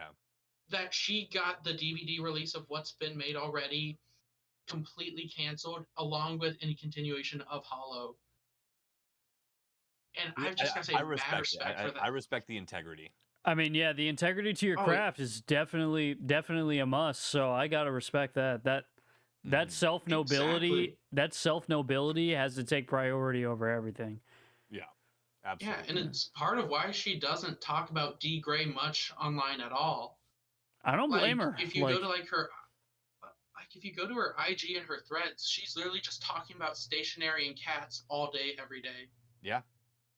Well, I mean, Yeah. and I think another thing, like a really important thing for an artist, especially for like a long-term artist working on something for that long, you have to separate yourself from like the main body of art that you do. Like you have to give yourself other like outlets and sources. Like 9 times out of 10, and like I'm sure you guys would agree as well, like us as creatives turn to our creativity and want to make it into a job and strive to, and like of course it's amazing that we're able to do this to a degree, but also once it becomes work, it stops being that fun thing that we did to get away from work and the other hobby, or the other hectic things of life. So you got to tote that line. And like another thing about being as private as she is online, I think it's good that she just doesn't live 24/7 in D Gray Man, D Gray Man's a huge Yeah. story that she's Right. making and putting out to the world and people are loving. But when she's not making that, she's also still enjoying her life. Like her life isn't just D Gray Man. Absolutely, yeah. Yeah. And like you can see like bleeding from her personal life. Like, so I'm not gonna spoil anything, but there is a character that passes away, and it's very clearly like taken a toll on her because a large hiatus came after this, Mm-hmm. in part because that character was based on her own pet cat that had just Ooh. recently passed away as well. Ooh, tough. And Uh, genuinely, I have never cried harder at this series. Like, this is what I was talking about, like, back on Monday when I was just mhm. like, hey, I finished this volume of D. Gray Man. I'm actually sobbing. Yeah, yeah. I'm actually tore up by Yeah, it. yeah, like, and it's not like how those two I was talking about, like, weeks ago was, where it's kind of implied. No, you straight up see it happen. Mm, mm. And But it is some of the most gut wrenching things. but you can feel the emotions she was feeling while writing those pages. Right. Oh, for sure. Yeah. And the way she writes emotion into every page, like just even with the facial expressions themselves, I love. Like, and you can always, one of the few issues I have is I feel she gets so over ambitious, especially in action scenes. Like, it can be a bit hectic telling Hmm. what all is going on. Yeah. Like, especially in that arc you're reading right now, like, I think you can agree everything with the clown and keeping track of everything going on Yeah, in the yeah. labyrinth is, It's a lot. It's a lot. it is, but still I'm genuinely one of following the it though. best Like, shonen ever. yeah, but Yeah. it's not taking away from it. It really, if anything, just shows me a mangaka in an earlier place in their writing. Like Oh story. yeah, and you can see the evolution of the story through her art style as well. Because like Alan starts off as like this meek, kind of innocent little kid, and now Mhm. where he's at, despite the story only progressing 1 year, he's an entirely different person. He looks like a grown man. Yep, he's doing the Sung Jin Woo challenge, growing up right before our eyes. Dude, Oh, that's another. reading That's Solo Leveling again through your streams has been so much fun. Solo Leveling is doing it so awesome with like the whole aging him throughout and seeing him actually change. And back to a concept we were touching on just a second ago of like with every step he takes in strengthening himself, he's like killing an emotional piece of himself and he's becoming more like the system or more of the monster or more of the killing machine instead of like the human Sung Jin Woo who actually originally exists in there. I am loving watching his descent into whatever it is he's descending into. Like it is so Oh, good. me too. I hate to see it, Yeah. but So like lovely. I'm riveted by it.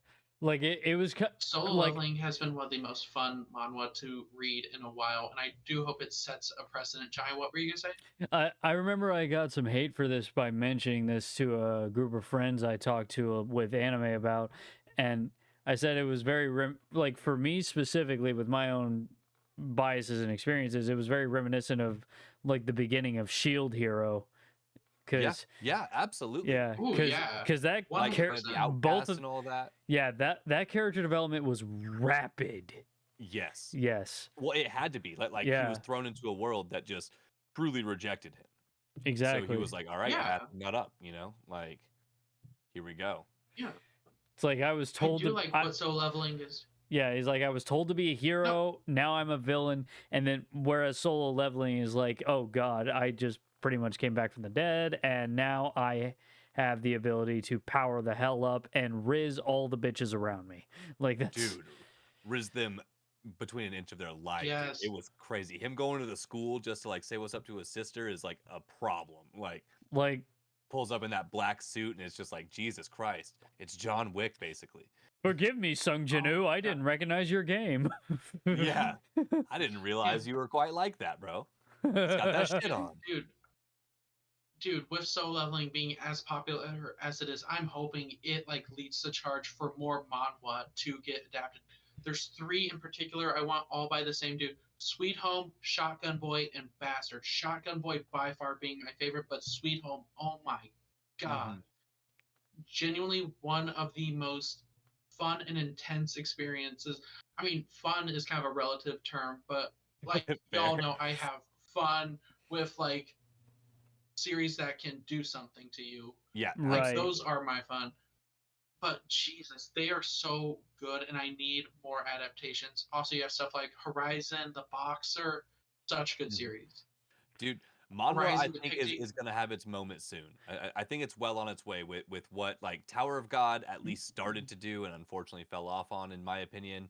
But then like obviously Solo Leveling, and then just like I feel like there's a few more that are on the horizon that are coming out too that are about to. Well, to be fair, heavy Tower of God didn't fall off; it was pushed off. Elaborate on that. Elaborate That- on that. What you mean by that? Well, that was a joke about what Rachel did. Oh my god. Oh my god. Oh my god. I overanalyzed that immediately. You were so right. It was pushed off, dude.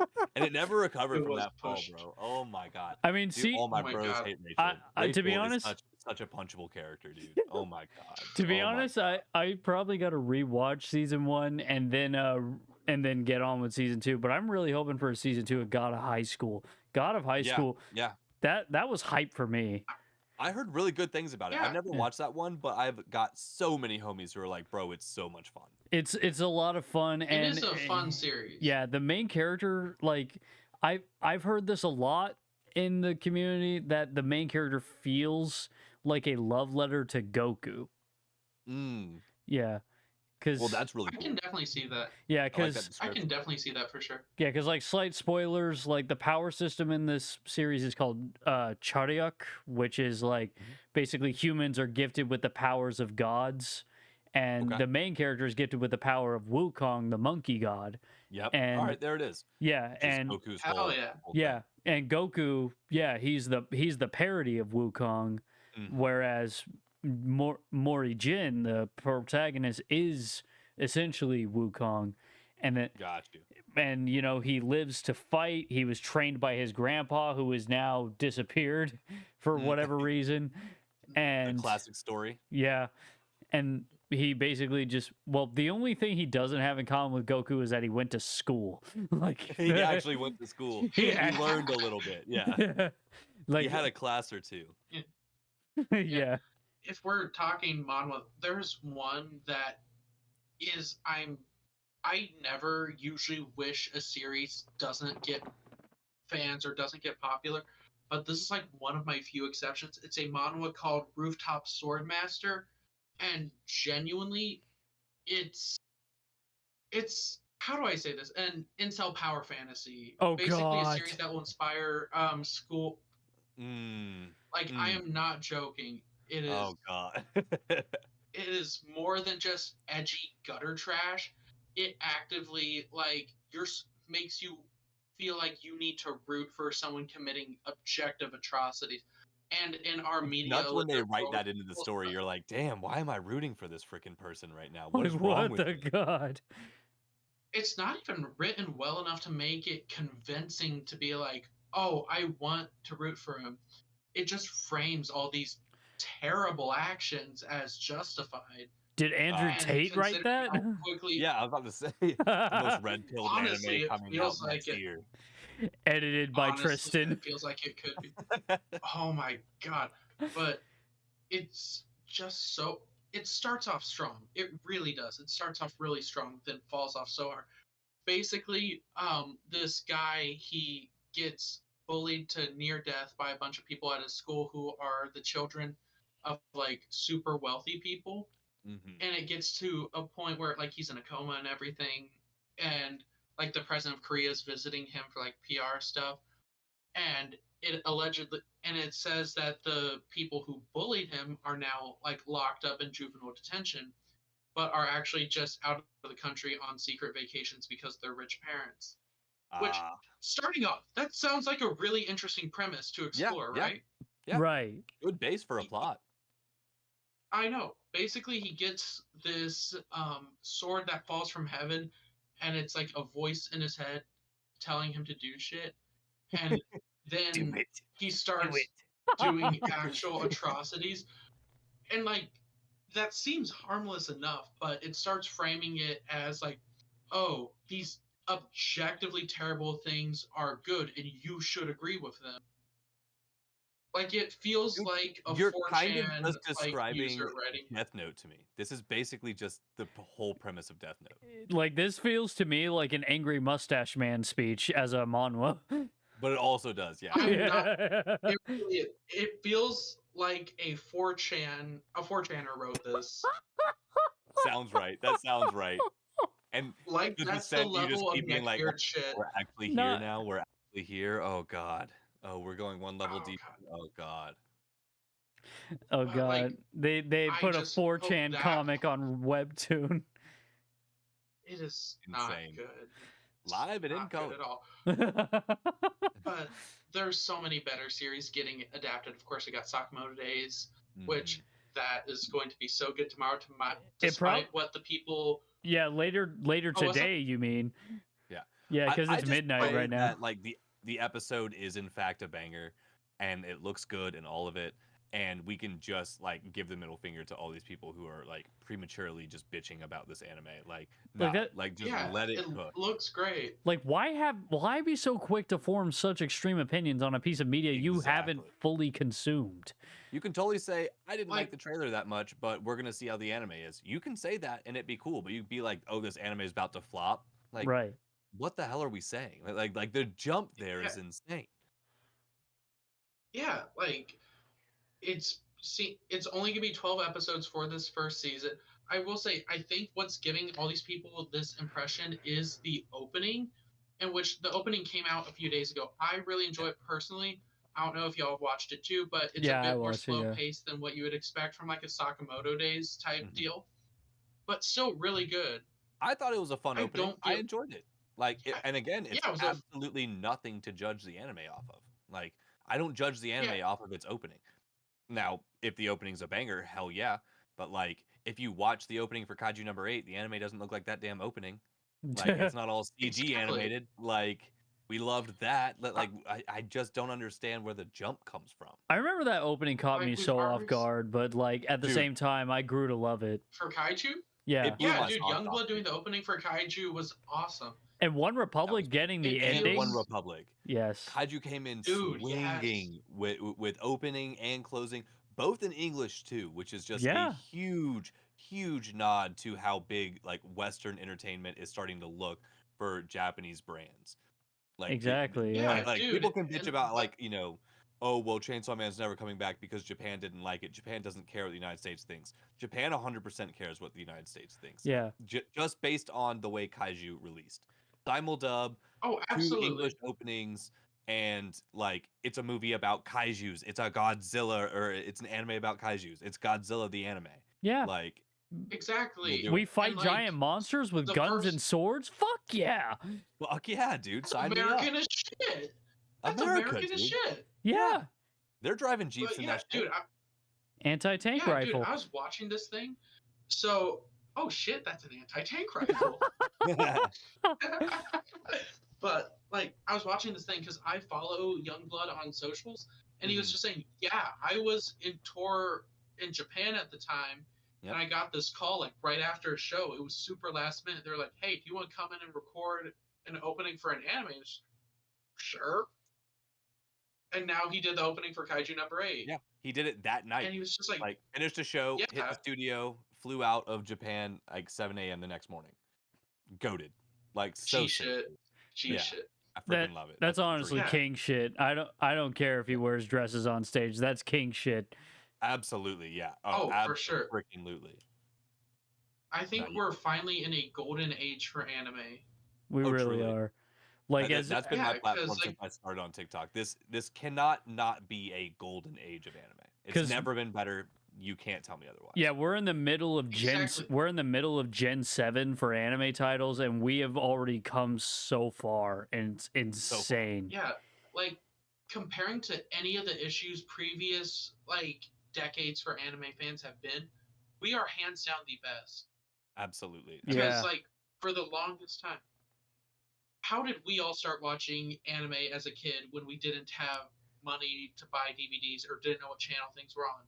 We watched them in the little corner of a YouTube video Exactly. with the audio sped up. Yeah, Yeah, sped up we, and mirrored and we and had everything else. we had libraries.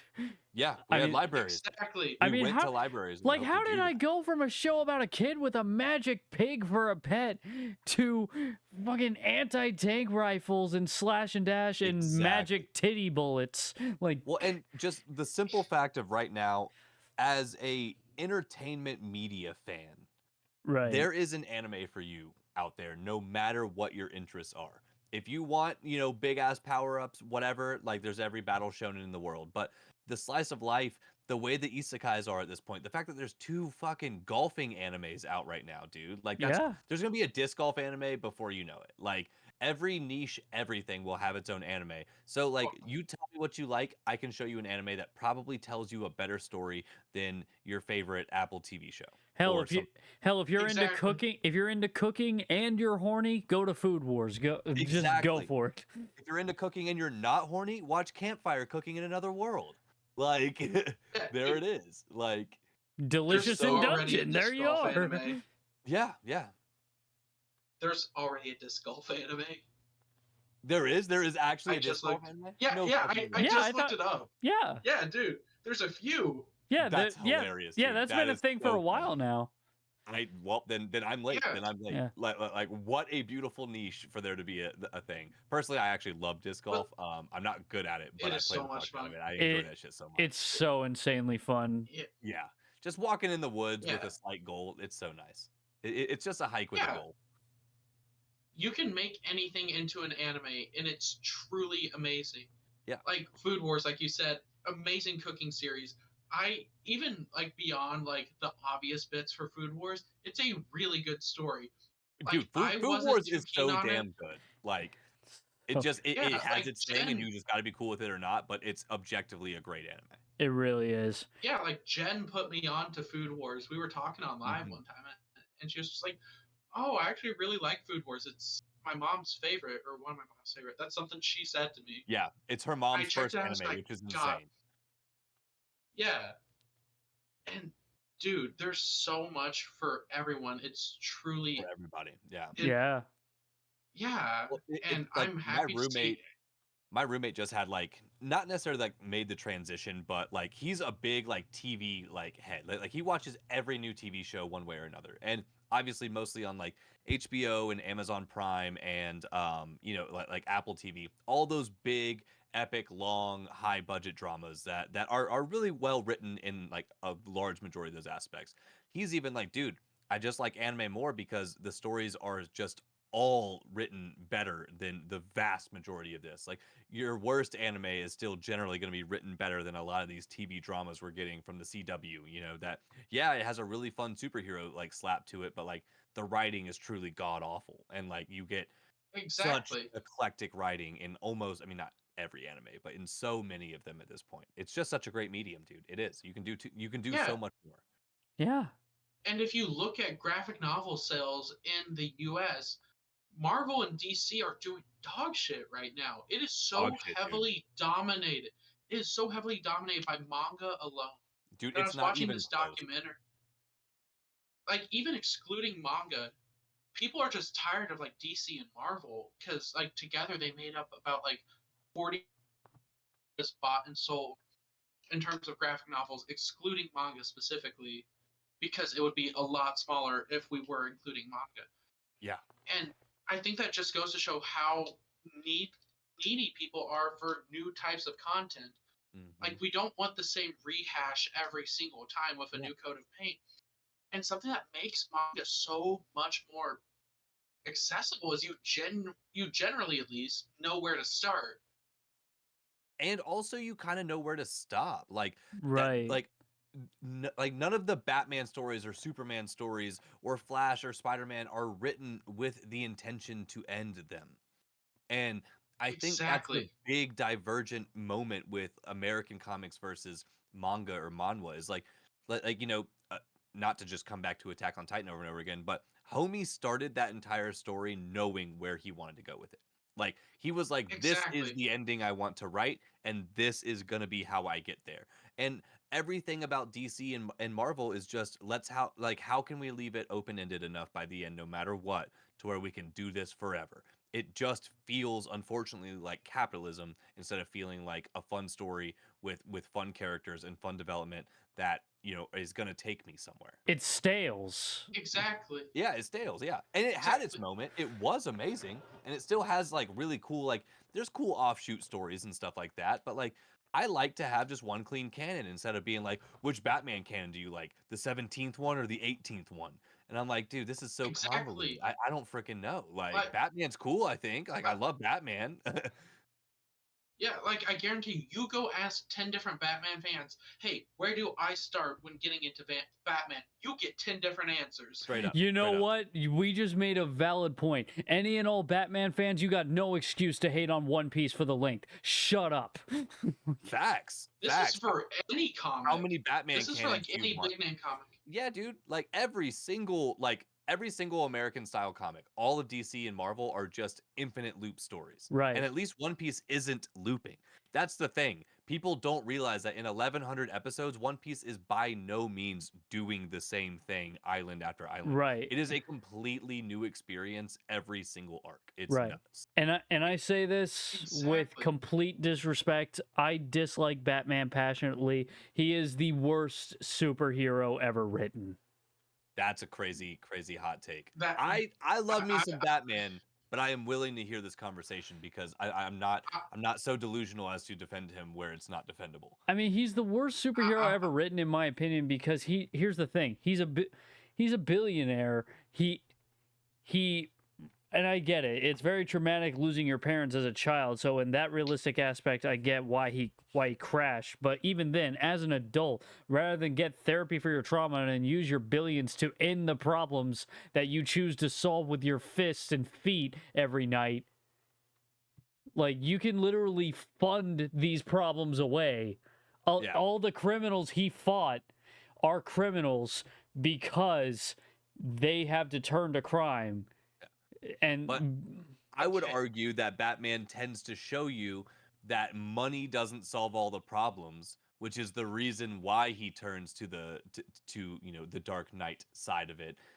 Yeah, is he a fool in thinking that he's going to be able to you know kick some ass and take some names and save Gotham City by yeah, putting a mask on? Yeah, he's a fool for that. But I think and not and now this will prove the point of these stories not being cohesive enough to give us a singular canon to base our logic off of. But it needs to be shown more that when he uses his money, it gets caught up in the politics and the bullshit, and that is why like him being a billionaire doesn't immediately solve the problem of Gotham City and crime and everything, because it's more complicated than that. So they could take a more nuanced approach to it, but then they still dumb it back down with his shitty fucking raspy voice and him beating the shit out of a random Yeah, mugger or whatever. yeah. I will say, Johnny, if I hear you on your Batman complaints, but I race you. Iron Man. Iron Man's the exact Iron same Man thing. is it. No, he's worse because Stark Industries actively played part of like the war economy because Yeah. it was weapons manufacturing. Actually, yeah, you're right. Stark Industries sold the frickin' bombs, so Yeah. Stark Yeah, Industries, both in the yeah, comics and in the yeah, MCU, they were responsible for a lot of the world's atrocities. hmm Whether the weapons were stolen, sold, or scavenged, it started there. it started there, Yeah, and it sucks. yeah, yeah. And that still does just go to prove how like bored general comic fans are, like general Marvel DC fans are. Because like I said, manga dominates like graphic novel sales in the West. And even with just like other non like superhero comics are doing great. Like one of my favorite Western comics of all time, it's called Bone. I don't know if either of y'all have read it, but I've heard of it's it, I think. genuinely one of the most enjoyable series I've talked about or read when I was younger. Basically, you get this insane lore for this world. You've got iconic characters. It has a concrete start and end with like some supplemental material, but this is just so clearly what people want more than Yeah, loose ends to have another writer make something new. we Right. want They're substance, we connected. want stakes, we want to be like surprised by things. I think the problem that DC and like Marvel fell into was because of TV. Like television, like I know a big issue that Avatar: The Last Airbender dealt with Nickelodeon is during that time Nickelodeon had a contract for all new shows except for Avatar: The Last Airbender to have only be episodic stories. So not a story that takes place over multiple episodes, because they just want kids to be able to jump in at any point in time and enjoy the show, which is why Avatar got canceled like 4 times throughout its entire run, including Korra, and had so many like rush issues, and like why season 3 was so much shorter than seasons 1 and 2 and things like that. Like they kept running into that, like it needs to be more episodic. Even all the filler episodes, quote unquote, which are only like 4 or 5, but there's filler episodes in Avatar, they came Yeah, because they were pressured to make singular story episodes within those. I think the whole DC comic book, like American comic side, got so stuck on that, and they're still living in it, and that's why DC comics are only as deep as your finger can go in, whereas like manga and everything are giving us full, massive, in-depth, complex stories that do have a beginning and an end, or at least a very like yeah, projectable end. yeah. Like even coming back to like theory crafting and everything, you don't really see that for comics like the way you do with manga. Even excluding something like One Piece, which has some of the most insane and deep theories I've ever seen, you have like people theorizing like week to week for like Chainsaw Man, Kaiju, Yeah. Sakamoto, Dandadan, trying to figure out and just understand more. Whereas like you don't have that with comic books because people just don't care as much. Yeah, Right. yeah, and well, and they're just not set up as well to. I mean, like you don't even have like the way comic book logic works doesn't give you enough of a platform to theory craft. It just turns into, well, anything could happen next week. Like we can have a new god character that controls time, and now all of a sudden we're multiverse again, or just the multiverse, everyone's favorite wrap up for every single plot line of all time. Just, oh, guess what? My Yeah, bad. I'm bad at writing the multiverse. We're safe again. yeah. We're good. And even manga's not immune to that. Like one of my No, it's not. biggest frustrations with like especially with Dragon Ball and Dragon Ball Super as a whole is the whole like multiverse tournament of power and everything. Which while it's cool in its own right, you can definitely tell, especially after the Cell Saga and Z, that Toriyama was making shit up as he went. Yeah, yeah, absolutely. Like, And And E- again, his heart wasn't in it anymore. He's just Yeah. he's not Yeah, locked into the story he's writing anymore. He's like, I just need to do this a little bit bigger this time. It was A just little bit all, bigger this time. yeah, yeah, it was and just audience appeal at that point. Mm-hmm. Fan service. yeah, and this is Yeah. coming from True someone fan whose service. favorite villain. Yeah, this is coming from someone whose favorite villain in all of Z is Majin Buu. I fucking love Buu, especially Kid Oh Buu. yeah. Kid Boo's such a freaking menace, But dude. I mean, yeah, it doesn't mean but there's he such a failed or he did a clear. bad job, but yeah, compared to the first season, or the first arc, the Frieza arc, Yeah, how much he was ran out actually of plans. Yeah, he ran out of plans after the Freeze arc. He's talked about this extensively and said when he started the Android saga, his first editor came to him and was just like, "Really? This is the building an old dude and a fat ass?" So he changed it to. I'm not joking. That's what he said. So he changed it to 16, 17, and 18. And then he was just like, "Really? Two brats and a meathead?" And then he invented Cell. He was just like, "Oh, too ugly. Power Cell up, too ugly again." And then we finally get Perfect Cell. But there was such an issue with writing it that you could clearly see the just loss of plans hmm because Frieza arc was supposed to be the end of Z in Dragon Ball as a whole. Yeah. Yeah, and Toriyama even only got the chance to do Dragon Ball because Jump said, "Hey, give us something that'll sell when you end Doctor Slump." Because Doctor Slump went on for about 18 volumes. I'm pretty sure was doing really well in the magazine, and he was just like, "Hey, I kind of want to end this," but Jump said, "We're not letting you end this until you give us something that can Yeah. replace these numbers." Yeah, because that And was then, holding down Shonen Jump, and then it was Dragon Ball holding down Shonen Jump, and then they almost failed again until One Piece just, thank God, came through and saved it all the way to the sunset. That's like one of the oh yeah, for biggest sure. that's like one of the biggest knives in the back of the art of manga when publishers put all their eggs in the basket of one franchise. Absolutely. It's just one of the biggest mistakes that they can make and they never learn from it. They never It do. I mean, sucks. they do it with everything. Yeah, I mean, it just happened again with JJK. You'd think we'd be past it, and yeah, then Gege Akutami's posting these super heartfelt, super sad things of like, "I'm such a failure." It's like, bro, you just made one of the most successful manga of all time. Like, Right. don't come out of this thinking you're a failure. exactly. And But even also, look at what it pushed him to do. Like, right, and even then, Yeah, as mainstream as anime is in our current day and age, and as saturated as the platform is, like there's multiple titles to get into, and you you got these companies talking to these artists as if the whole weight of this medium is on your shoulders. Like exactly. quit doing that, Yeah. and not Anime will die if you fail at this next episode. exactly, and Like, not yeah, just publishers. You got the fans doing that too. There's like all oh yeah, that toxicity. Just it's just going in this big ass Venn diagram of like facts. it's this big Venn diagram of yeah, what can happen if you don't give people what they want. What can happen if you don't give your boss what he wants. Like, why not just let the artist make their art, and if people don't like it, fuck them. There's other Yeah. shit they can get. There's exactly. this is literally an endless medium with endless possibilities because more and more people are diving into this and expressing their own art. Yeah. Like what Yeah, if we lived in a world where Akira Toriyama did stop after the Frieza saga and then did another story?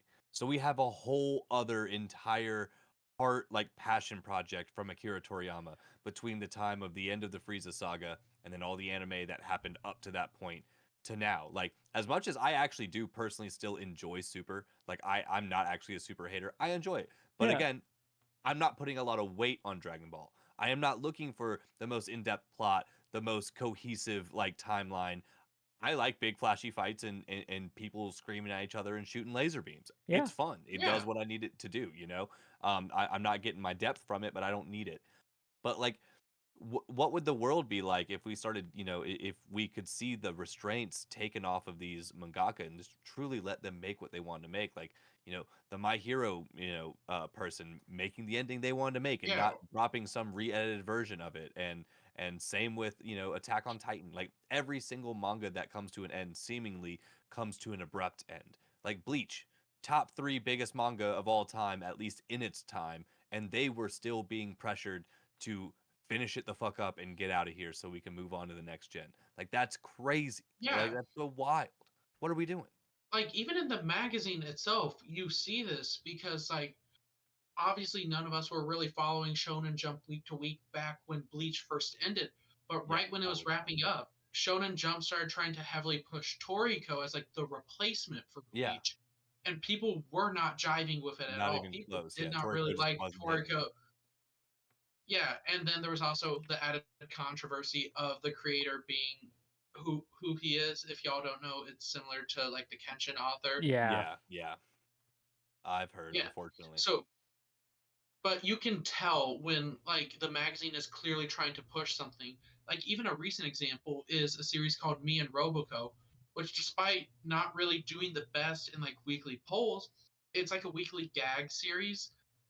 It still hasn't gotten axed, which I've seen series that have had like better Better receptions ratings. like Yeah. week to week get axed so much quicker that it's clear the magazine is trying to push it. Mm-hmm. Yeah. And like that's not me trying to bash Roboco. Personally, it's not my thing, but I don't think it's bad. It's just so clear when the magazine is trying to push a series. Exactly. Or the Right. And magazine feels like they're too invested in it to not let it keep going.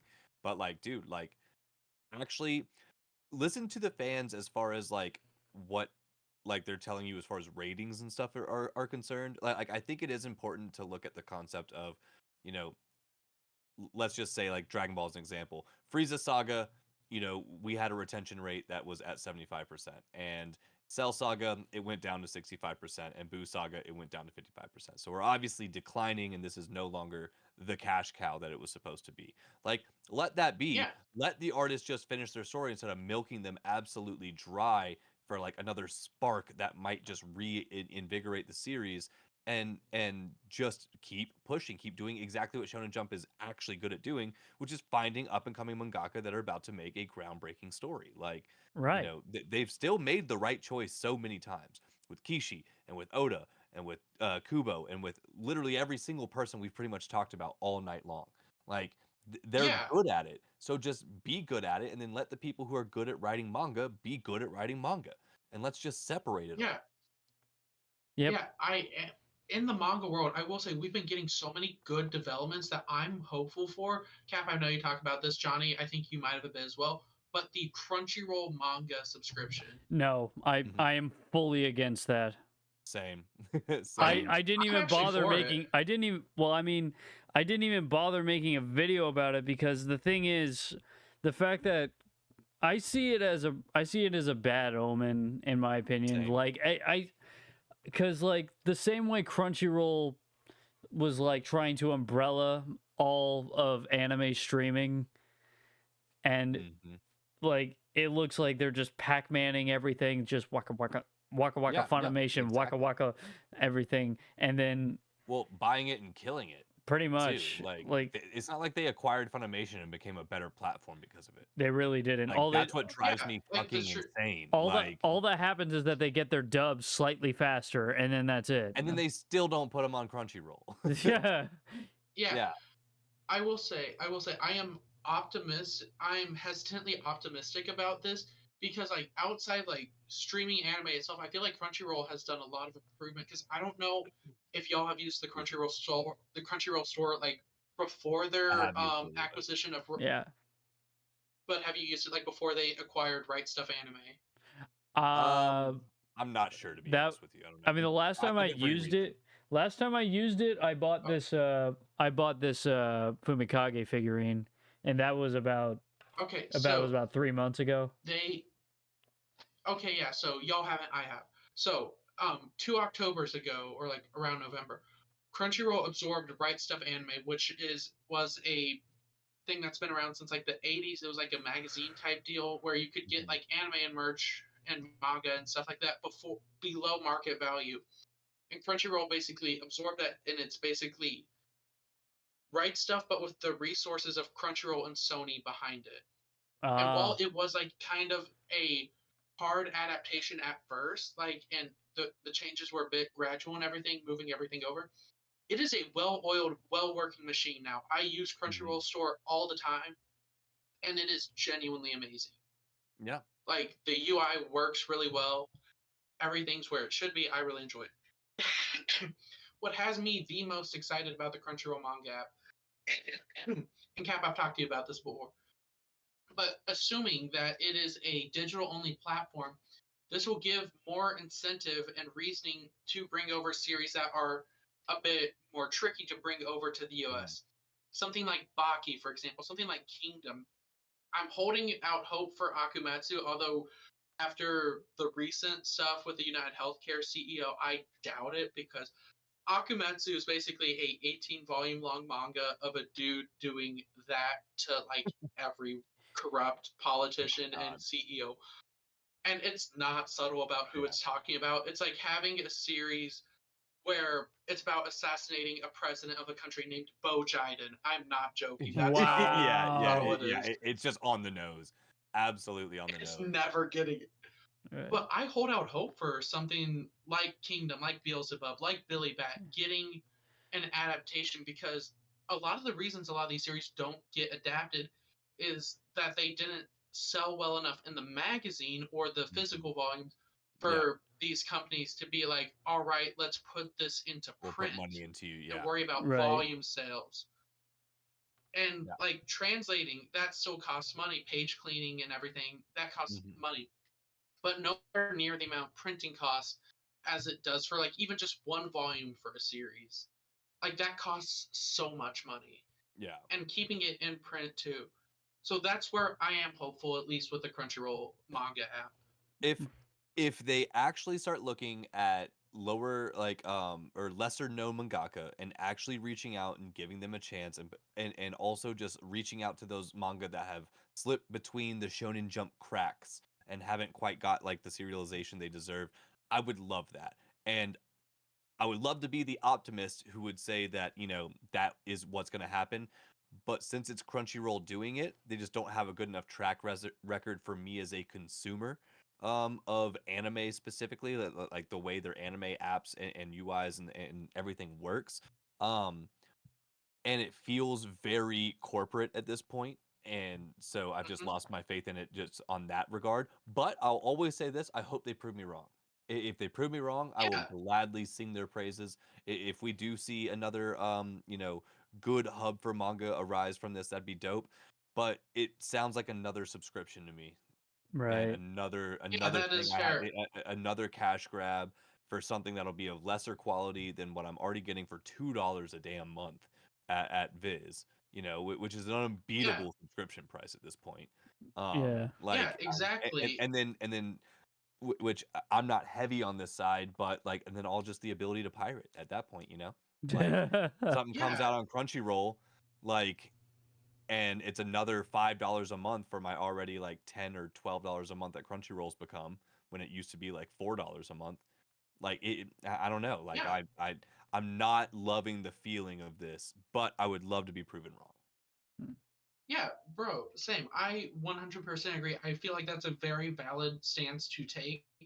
I am really just holding out hope more than anything because as much as I love aggregator sites, especially like manga decks for how Mhm. convenient and useful it is, these are all at the end of the day fan translations. Yeah, And I would love to exactly. be able to support some of these series. Like if we got like a retranslation of like all of Hitman Reborn, if we got Beelzebub, Billy Bat, Akamatsu, obviously, Kingdom, which is one people been asking for so Kingdom is long. massive, dude. I It is massive. Yeah, it Yeah, is I've like heard great big things three about that. length. Yeah. It is amazing. Kingdom is great. I've read about 400 chapters of it. And like it takes a lot to keep someone locked in for 400 For 400 chapters. chapters, yeah, dude. It's deep. Yeah, and like even if they're not necessarily just going after like like the more niche things coming out right now, even if they dipped into the well of like untranslated things that have never been brought over to America but are finished. Oh, if we Mhm. could get classics like Violence Jack of all things in English, I Yeah. would love that. Yeah. Like I feel like this could be very sustainable for like true manga fans. This is a great opportunity. And if they use this opportunity to capture the niche, I think they could absolutely dominate with this. I think it could be a really good Oh, thing absolutely. if they lean 100%. into it. But Yeah. I am I'm skeptical but optimistic with this whole Yeah. situation. Right. Super fair. But Yeah. But on that note, that could definitely be our final message for the episode. Be kind, be reasonable, and most importantly, respect the artists and their craft, and give Absolutely. give them give them the time they need to perfect their stuff. But with that as the ending of our episode, as we said in the beginning, if you would like to support us with a Patreon, be sure to let us know what you would like to see on that in the comment section. Thank you very much, Jacoby, for being here for this episode. It was a lot of fun having you here. Thank you so much. Thank you so much for joining us, Cap. It's a pleasure getting to have you on an episode. Yep. No, I love being able to talk about anime with some friends. I will do this all day long. Thank you guys so much for having me and giving me the platform, and also just just giving me the time to talk. I thoroughly enjoyed this. Not a problem, man. We're happy to have you another time if you want. Hey, I would be glad to come back. One of my favorite Yap sessions. All right. Easily top 5 Yap sessions of all time. But that's let's go. But that's all for now, nerds. Yeah. We'll see you in the next one. Have a great night. Cheers. Have a great night.